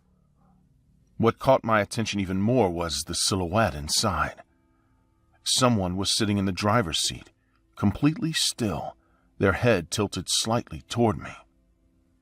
I couldn't make out any of their features in the dim light, but the way they stared sent shivers down my spine. I told myself I was overreacting and climbed into my car. As I shut the door, I glanced at the SUV again. This time, I could see his eyes. They were wide, unblinking, and fixed directly on me. My stomach twisted. Before I could even start my engine, a loud thud startled me. It came from inside the SUV. The figure's gaze disappeared as they turned to face something in the back seat. Curiosity got the better of me, and I cracked my window to get a better look. The noises stopped abruptly. Then, the back door of the SUV flew open. Out stepped a man. No, more like a beast of a man, towering, muscular, and seething with rage. He staggered out as if disoriented, looked around wildly, and then let out a scream that could wake the dead. The sound was guttural and full of fury, the kind of scream you feel in your chest. I froze. Gripping my phone, I started recording a voice message for the friend who worked inside. I told him about the man and asked him to call security. As I hit send, I glanced up to see the man climb onto the roof of the SUV. He stood there, chest heaving, his head snapping in every direction like an animal searching for prey. Then his eyes locked onto mine. My heart stopped. He roared and jumped down, landing with a thud that echoed through the lot. Without hesitation, he charged at my car. I turned the key in the ignition, but my car sputtered and refused to start. Panic surged through me as he closed the distance. I twisted the key again, praying it would work this time. Finally, the engine roared to life. I slammed on the gas just as he reached my car. There was a loud bang on the roof as I sped away. I didn't stop driving until I was home. My driveway felt like a sanctuary as I pulled in and turned off the engine. I took a deep breath, trying to calm my racing heart. I grabbed my phone to check the message I'd sent earlier. My friend had replied, and his voice was frantic. "Get out now! A guard saw you leaving. The guy, he isn't in the lot anymore. He's on top of your—" Before he could finish, a hand shot through my open window and grabbed me by my neck. The phone fell from my hand as I was yanked halfway out of the car. The man's grip was like iron, and his eyes burned with an unhinged intensity. He pulled me out completely and threw me to the ground with terrifying strength. I scrambled backward on the pavement, my palms scraping against the rough surface. He stalked toward me, his movements slow and deliberate, as if savoring the moment. My mind raced for a way out, but I was paralyzed with fear. He raised his fist, and I braced for the worst. Out of nowhere, headlights flooded the scene. A car screeched to a halt, and 3 young men jumped out. They ran toward us, shouting at the man to back off. For a moment, I thought they'd scare him away, but he didn't even flinch. Instead, he grabbed one of them by the arm, twisted it with inhuman strength, and tossed him aside like a rag doll. The other 2 tried to tackle him, but he threw them off with ease. The distraction gave me a chance to crawl toward my car, but my legs felt like jelly. The man turned back to me, his face contorted with rage. He was shaking, his breath coming in short, ragged gasps. Just as he lunged, I remembered the taser in my bag. My hands fumbled as I pulled it out, but adrenaline gave me the speed I needed. As he closed the gap, I pressed the taser to his side and fired. He convulsed and collapsed to the ground. I didn't stick around to see if he'd stay down. I grabbed my key, stumbled into my house, and locked the door behind me. My hands were trembling so bad I could barely dial 911. Through the window, I could see the 3 men getting back into their car. One of them was on his phone, probably calling for help too. The man outside, though, he wasn't finished. He got up, slamming his fist against my door, shouting incoherently. The sound was deafening, each blow threatening to break the door down. Just when I thought it couldn't get any worse, flashing blue and red lights appeared at the end of my street. The police arrived and subdued him after a struggle. Later, I learned that the SUV wasn't registered to him or anyone nearby. The police couldn't identify him, and he was eventually sent to a psychiatric facility. As for me, I've learned my lesson. I still get late-night cravings, but I'll never let my guard down again. And if I ever see someone acting strange, I won't stick around to find out why. I had been driving for hours. The road was dead straight, empty, and black. My hands were tight on the wheel. The GPS said 2 more hours to go, and my stomach felt like it was eating itself. No gas stations, no houses, nothing. Then a red glow appeared ahead. At first I thought it was just another random billboard, but as I got closer I saw the smiling red-haired face on the sign. A Wendy's. I slowed down. It didn't make sense. A Wendy's in the middle of nowhere. But I didn't care. I was starving. I pulled into the parking lot. Only one pickup parked near the entrance. The lights inside flickered weakly like they were about to die. The sign outside buzzed with a low electric hum. When I stepped out of the car, the night felt too quiet. No wind, no cars, just the buzzing sign. I walked toward the door and pushed it open. The smell hit me first. It wasn't rotten, but it was stale, like old grease and wet mop water that never really dried. The floor had stains that didn't look recent, and a few tables were out of place. There was only one guy behind the counter, bald. His head had thick veins bulging against the skin, and they pulsed as he breathed. His uniform looked dusty, like it had been hanging in a closet for years. He just stared at me without moving. I stepped up to the counter. He turned slowly, walked to the kitchen, and grabbed a raw patty. His hands trembled when he dropped it on the grill. The flames jumped and he flinched hard, pulling his arms back like they'd burned him. I watched him from the counter. He kept glancing at the fire like it was alive. His breathing got louder and faster. His whole body twitched like he was forcing himself to keep going. He wrapped the burger fast, like he couldn't stand touching it. When he came back, his hands were shaking worse. His veins looked darker, swollen. He didn't move right, like something inside him was twisting around. He stopped in front of the counter, staring at nothing. His chest rose and fell too fast. Then he slammed his hands down on the counter and came around it. His movements weren't smooth. They were jerky, like his body wasn't fully under control. He grabbed me by the shirt and shoved me against the wall. His grip was strong and cold. His face was inches from mine. His breath smelled like grease and something burned deep underneath it.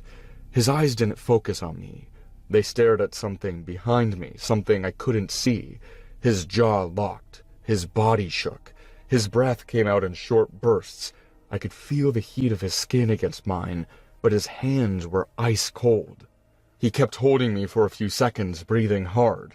Then his arms went limp and he backed away like he'd forgotten what he was doing. His eyes flicked the door, then back to me.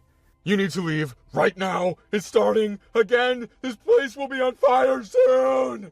I moved toward the exit. I needed to get out of there. That man was completely insane. Right before I stepped outside, his hand landed on my shoulder.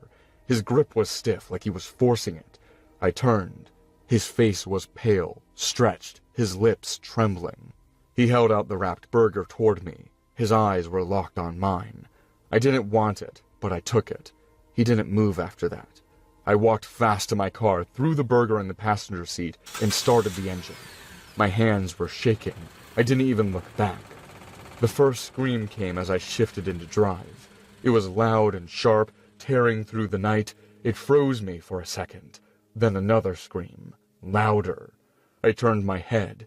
He was standing at the entrance of the Wendy's. His body was shaking violently. His hands were on his face. His voice was raw, broken. "It's burning again! It's burning! It won't stop! It's eating me alive! The heat is inside my skin! It's peeling off! It's melting!" He dropped to his knees, screaming louder. "It's on my face! It's on my face! I can feel it sliding off! I can't breathe! It's in my mouth! It's burning my tongue! My eyes, they're gone! I can't see! I can't see!" He clawed at his own face, screaming like something was tearing him apart from the inside. The building behind him stayed dark and still. No fire, no smoke, just him. I hit the gas and drove away. 3 kilometers down, another Wendy's appeared. Bright lights, clean windows, a parking lot full of cars. It looked new, normal. I stepped inside. It smelled like fresh fries and disinfectant. There were several employees behind the counter. None of them looked like him.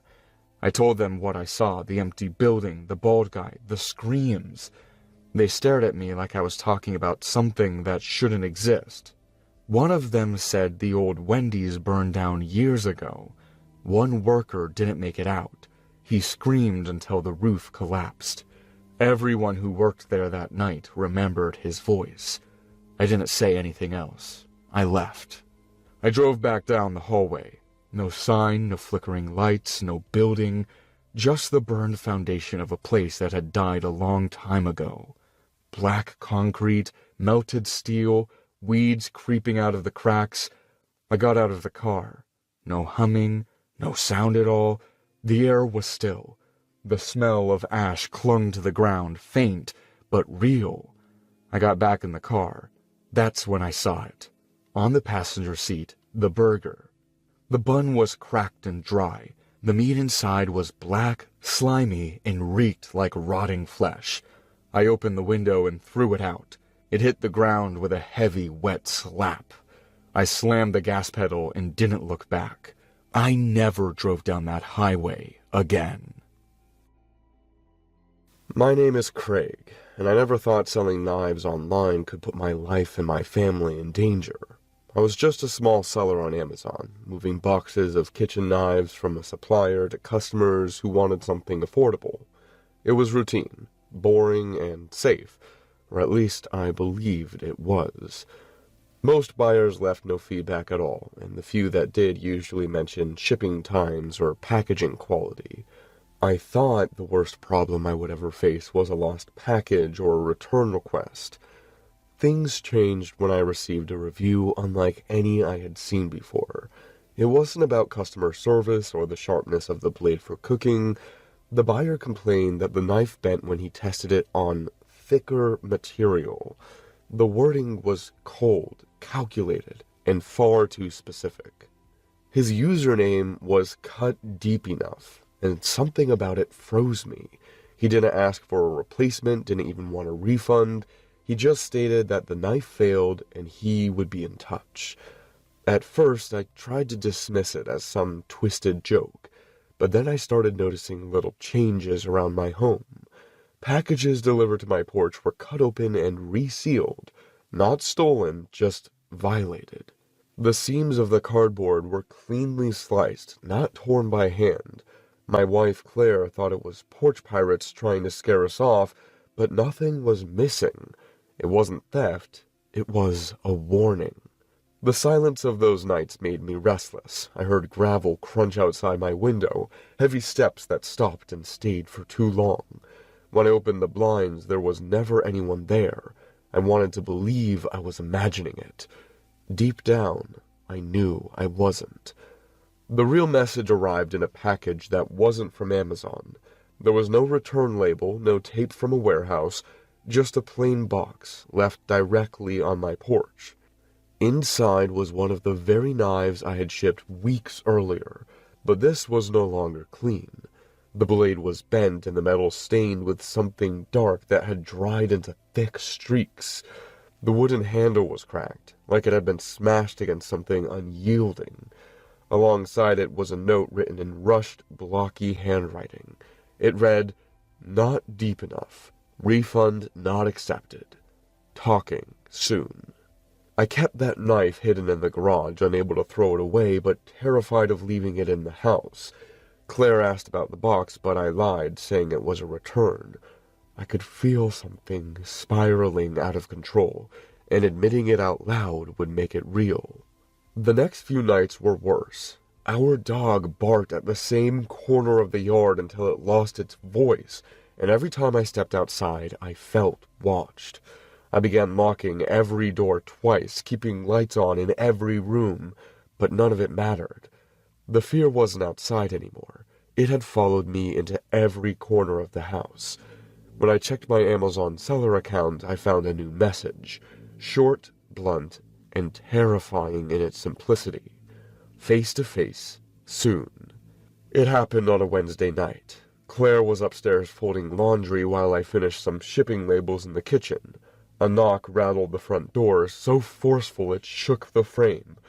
It wasn't the polite tap of a visitor. It was the pounding of someone who already owned the space they were demanding to enter. Before I could react, a voice seeped through the wood. Calm, steady, and chillingly deliberate. "I want a refund." I froze in place. My legs wanted to move, but fear weighed them down. Claire shouted from upstairs asking who it was, but I couldn't answer. I inched toward the door and glanced through the side window. That's when I saw him. He was standing perfectly still, holding one of my knives. His face was stretched into a grin too wide to be genuine.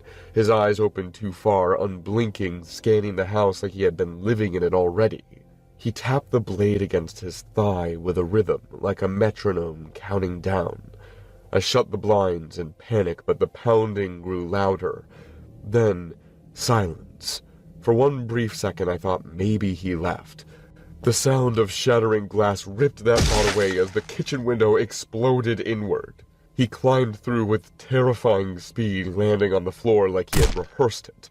Claire screamed from the stairs, but he reached her before I could. His hand shot around her throat, pulling her down the steps with brutal control.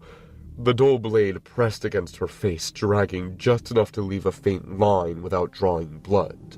He smiled, his teeth clenched tight as if the grin was locked in place. "This is what you sell? This toy? I used it, and it failed. It bent. Do you know what happens when tools fail? People lose faith. People die sloppy. You ruined efficiency." His voice rose and fell without logic, swinging between calm explanations and sudden shouts. Every word came out like a performance for an audience only he could see. Claire struggled, gasping for air, while I collapsed to my knees, begging him to stop. He dragged her closer to me, crouching so we were all at eye level. His expression twisted from amusement to rage in an instant. "Look at her. Look at your product. If this knife had been made correctly, she would already be silent. But no. It bends. It resists. Do you understand what you cost me?" He pressed the blade harder against her cheek, and her eyes filled with tears. My chest tightened until I could barely breathe. All I could do was plead, promising money, begging for her life. He didn't flinch. The tension inside the room was unbearable, like every second was balanced on the edge of the blade against her skin. He tilted his head, staring at me with eyes that didn't blink, and then he began laughing. It wasn't joy or humor, it was the cackling of someone who found amusement in destruction. "You sell lies. You sit in this house with your little business and your neat packaging, but you have no idea what your tools are used for. I used them. I tested them. They failed. And now you fail." He shoved Claire into my arms, only to slam his boot into my ribs before I could catch her properly. Pain shot through me as I collapsed, coughing and choking on my breath. He crouched beside me, grabbed the envelope of cash I kept in the drawer, and spread it out like he was grading an assignment. Pathetic. You think money fixes failure? You think bills can sharpen a dull edge? No. Money is meaningless without reliability. Refund means acknowledgement. Refund means apology. You don't even understand your own business. His voice cracked into a scream as he waved the knife inches from my face. Claire sobbed behind me, and I couldn't shield her. My entire body shook as he pocketed half the cash, leaving the rest scattered on the floor. "I'll take the refund. I'll take travel expenses, but I'll also take your reputation. The world will know this knife is worthless." He spat on the floor and kicked me again, leaving me curled on the ground, gasping for air. His last words echoed like a death sentence. 1 star! And then he was gone, walking out the back door as if he owned it. Minutes passed before I could move. Claire clung to me, shaking violently, her face streaked with tears. My rib burned every time I breathed, but I forced myself to crawl to the phone and dial the police. When the officers arrived, their flashlights cut across the house, shining on broken glass and scattered bills, but there was no trace of him outside. I gave them everything I could remember, his height, his face, his words, but the way they looked at me made it clear they didn't understand. To them, it was a home invasion, maybe a burglary gone wrong. They didn't understand the performance, the obsession, the reason behind his visit. After they left, I returned to the kitchen. My laptop was open on the table. I hadn't left it that way. My Amazon seller account was on the screen, and a new review had been posted. It was 1 star. Product bends, doesn't cut deep enough, seller incompetent, avoid at all costs. It has been 2 weeks since he invaded my home. Claire barely sleeps, and when she does, she wakes up screaming. I haven't closed my eyes without seeing his grin, his eyes, the way he held the knife like it was more important than our lives. I've suspended my Amazon account, and we don't live in that house anymore.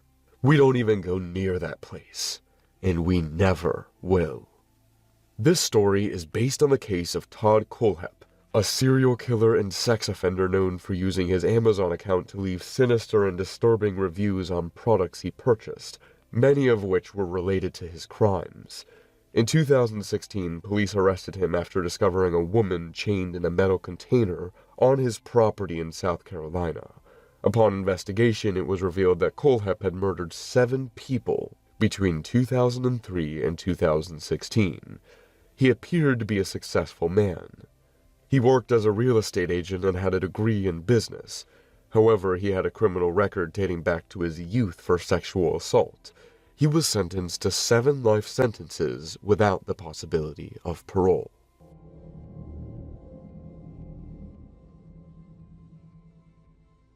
My name is Claire. I was 12 when it happened. My brother Ethan was just 10 months old. That night was supposed to be normal. Mom and Dad had a party downtown. They didn't want to leave us alone, so they hired Madison. Madison was everything parents liked. Smiling, polite, always saying the right thing. My parents trusted her. After 5 minutes, they said goodnight, kissed Ethan, waved at me goodbye, and left. The door clicked shut. I sat on the couch half watching a cartoon. Madison cleaned the kitchen, humming softly. Every once in a while she would glance at me with a look that didn't match her smile. It was too long, too sharp. The first hour was fine. Madison made popcorn, let me stay up past my bedtime, even gave me soda. It was weird, but I wasn't going to complain. Around 9, Ethan started crying. Madison picked him up and rocked him while whispering things I couldn't hear. She stared at him like she was studying him, not comforting him. I tried to brush it off, but something about the way she held him, too tight, too stiff, made my stomach twist. She carried him upstairs without saying a word. The house got quiet, too quiet. I muted the TV and listened. No talking, no singing. Just a faint creak of footsteps upstairs, back and forth, like she was pacing. I stayed downstairs for a while, trying to pretend everything was fine. But the creaking didn't stop. I decided to check on Ethan. Walking upstairs felt wrong, like every step was pushing me closer to something I shouldn't see. I moved slow, keeping my hand tight on the railing. At the top, I heard it, slurping, wet, greedy sounds coming from the hallway. My skin prickled. I crept forward, past the bathroom, past my room, until I reached the nursery door. It was open just a crack. I looked inside. Madison was feeding Ethan. She was crouched by the mini fridge we kept upstairs for his milk. One of the bottles was in her hand. She ripped the top off and started chugging it. It spilled down her chin, her neck, soaking her blouse. She didn't care. Her eyes were rolled back, her hand squeezing the bottle so hard it bent. I froze. I didn't know what I was seeing. I took a step back, and the floorboard creaked under my foot. Madison's head snapped towards me, milk dripping from her chin. Her mouth was twisted into a smile that didn't look human. She stood up slowly, still holding the half-empty bottle. Her fingers left deep dents in the plastic. I wanted to run, but my legs didn't move fast enough. She grabbed me by the wrist and yanked me into the room. I stumbled over a toy truck and hit the floor hard. Ethan started wailing in his crib. Madison shoved the bottle at my face. "Drink it." I turned my head, but she forced the bottle against my mouth. Milk spilled all over me, dripping down my throat. It was warm and sour. I gagged and pushed her arm away. She dropped the bottle and grabbed my hair. "You need to love it like I do. Come on, love it, or I'll kill you." I scratched at her arm and kicked her in her shins, but she didn't flinch. Her strength didn't make sense. I managed to slip free for a second and bolted out the nursery, slipping onto the milk puddle. She was right behind me. Her feet thudded heavy on the carpet as she chased me down the hall. I didn't think. I ran for the stairs, half falling, grabbing into the railing to keep me from breaking my neck. Madison laughed behind me, short and sharp. I hit the living room and sprinted to the front door. Madison tackled me halfway across the room. We crashed onto the coffee table. Pain shot up to my ribs. She pinned me down, her face inches from mine. Her breath stank of old milk. She whispered things I didn't understand. Words that didn't even sound like English.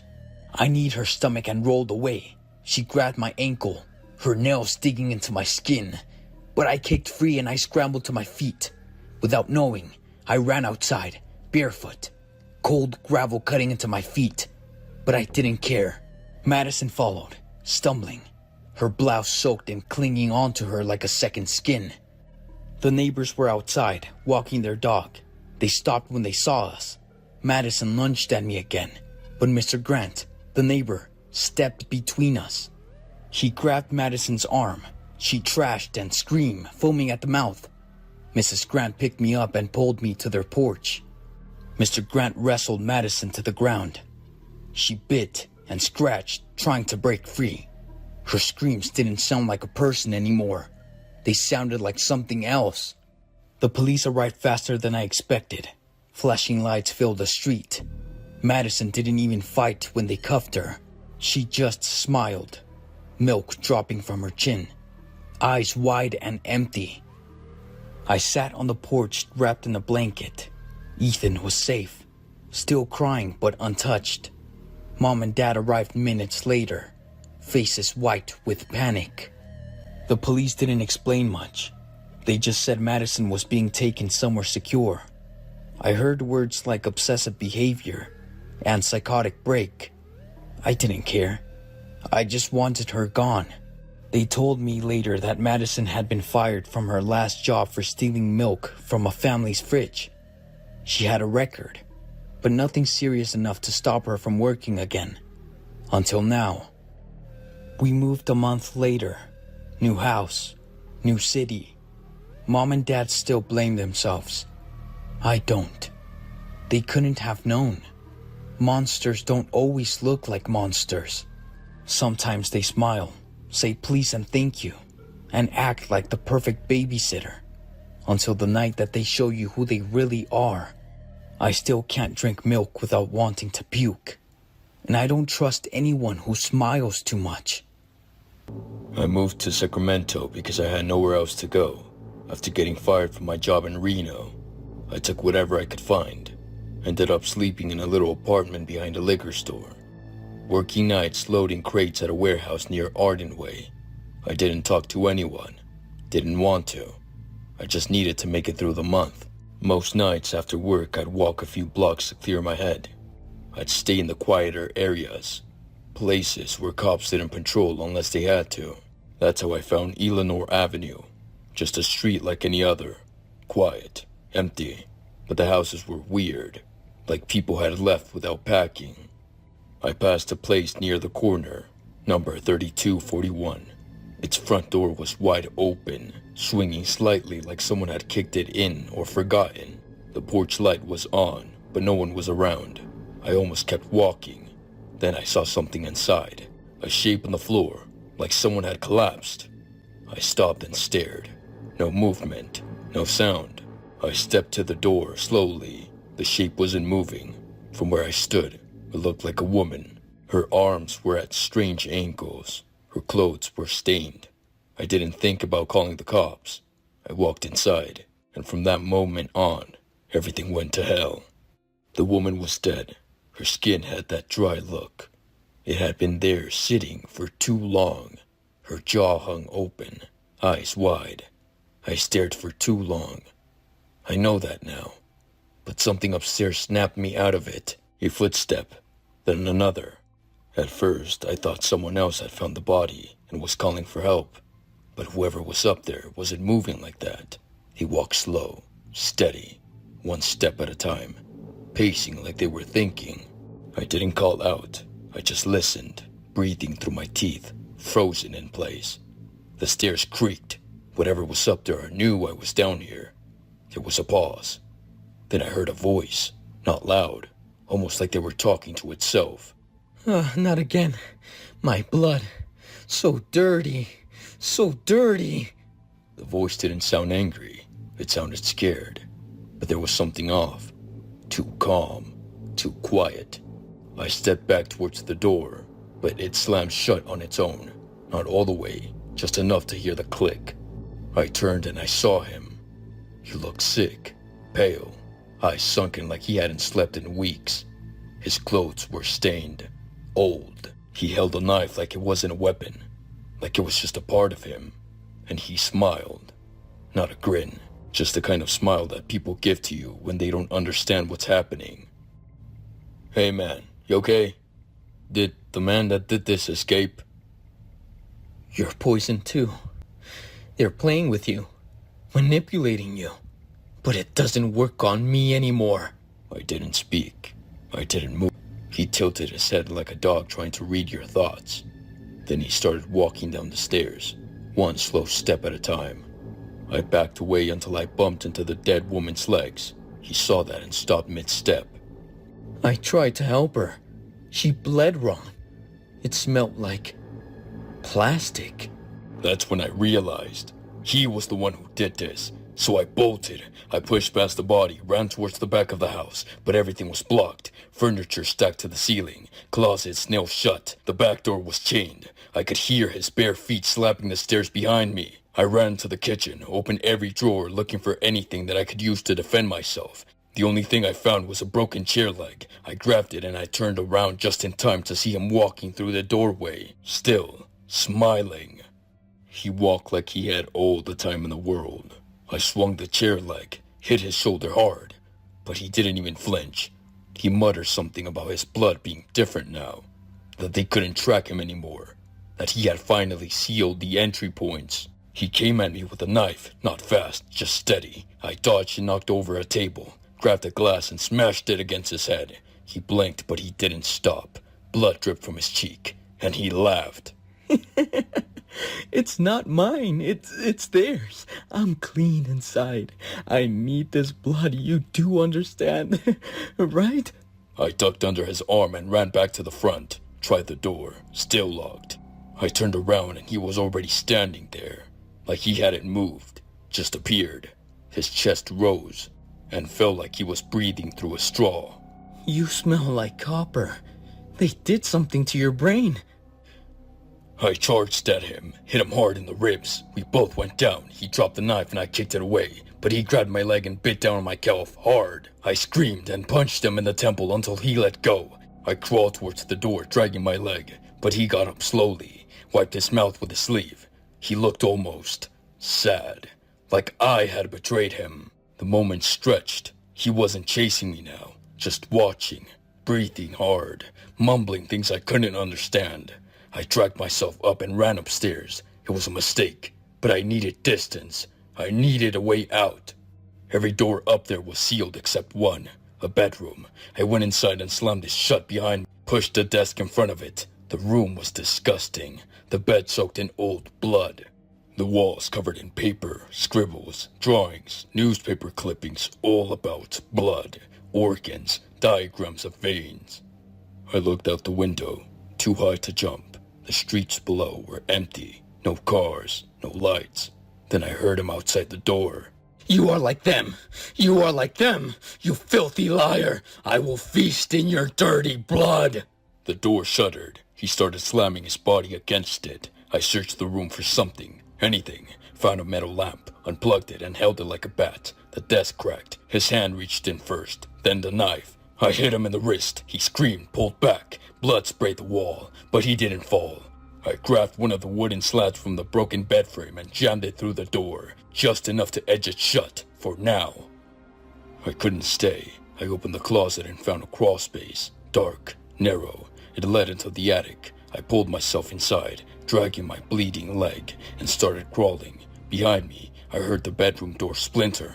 The crawl space was tight. My leg was useless. I could hear him downstairs now, talking to himself, to someone who wasn't there. The house creaked with every step he took. He was talking about hearts, about needing a clean one.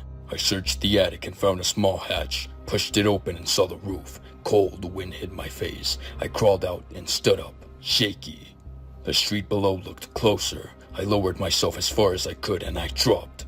I landed hard. My ankle cracked, but I didn't stop. I limped to the nearest house and banged on the door. No one answered. I kept going until I saw headlights. A pickup truck stopped and the guy inside took one look at me and called the cops. They found 4 bodies in that house, all different rooms.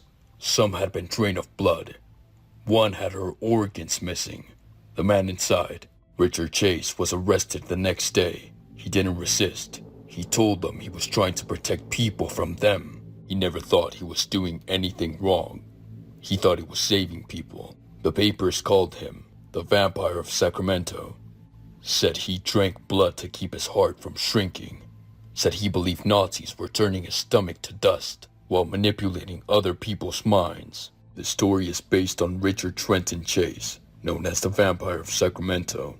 He was an American serial killer who carried out a series of grotesque and violent murders in California during the 1970s. Over the course of just a few weeks, he killed 6 people, including children, in crimes marked by extreme brutality. His acts went far beyond simple homicide. He mutilated bodies, performed necrophilic acts, removed organs, and drank his victims' blood. One of his most disturbing crimes involved the murder of a pregnant woman, whose body he desecrated in ways that horrified even seasoned investigators. Chase believed that his own blood was turning to dust, and that he was dying unless he ingested fresh blood to replenish it. He developed a delusional system in which drinking blood, animal and human, was the way to survive. This belief wasn't just a twisted fantasy, it was his reality, and it dictated his every move. He thought people were poisoning him through the walls and manipulating him with secret rays. He saw blood consumption as a form of self-medication. In his mind, each kill was a medical necessity, not a choice.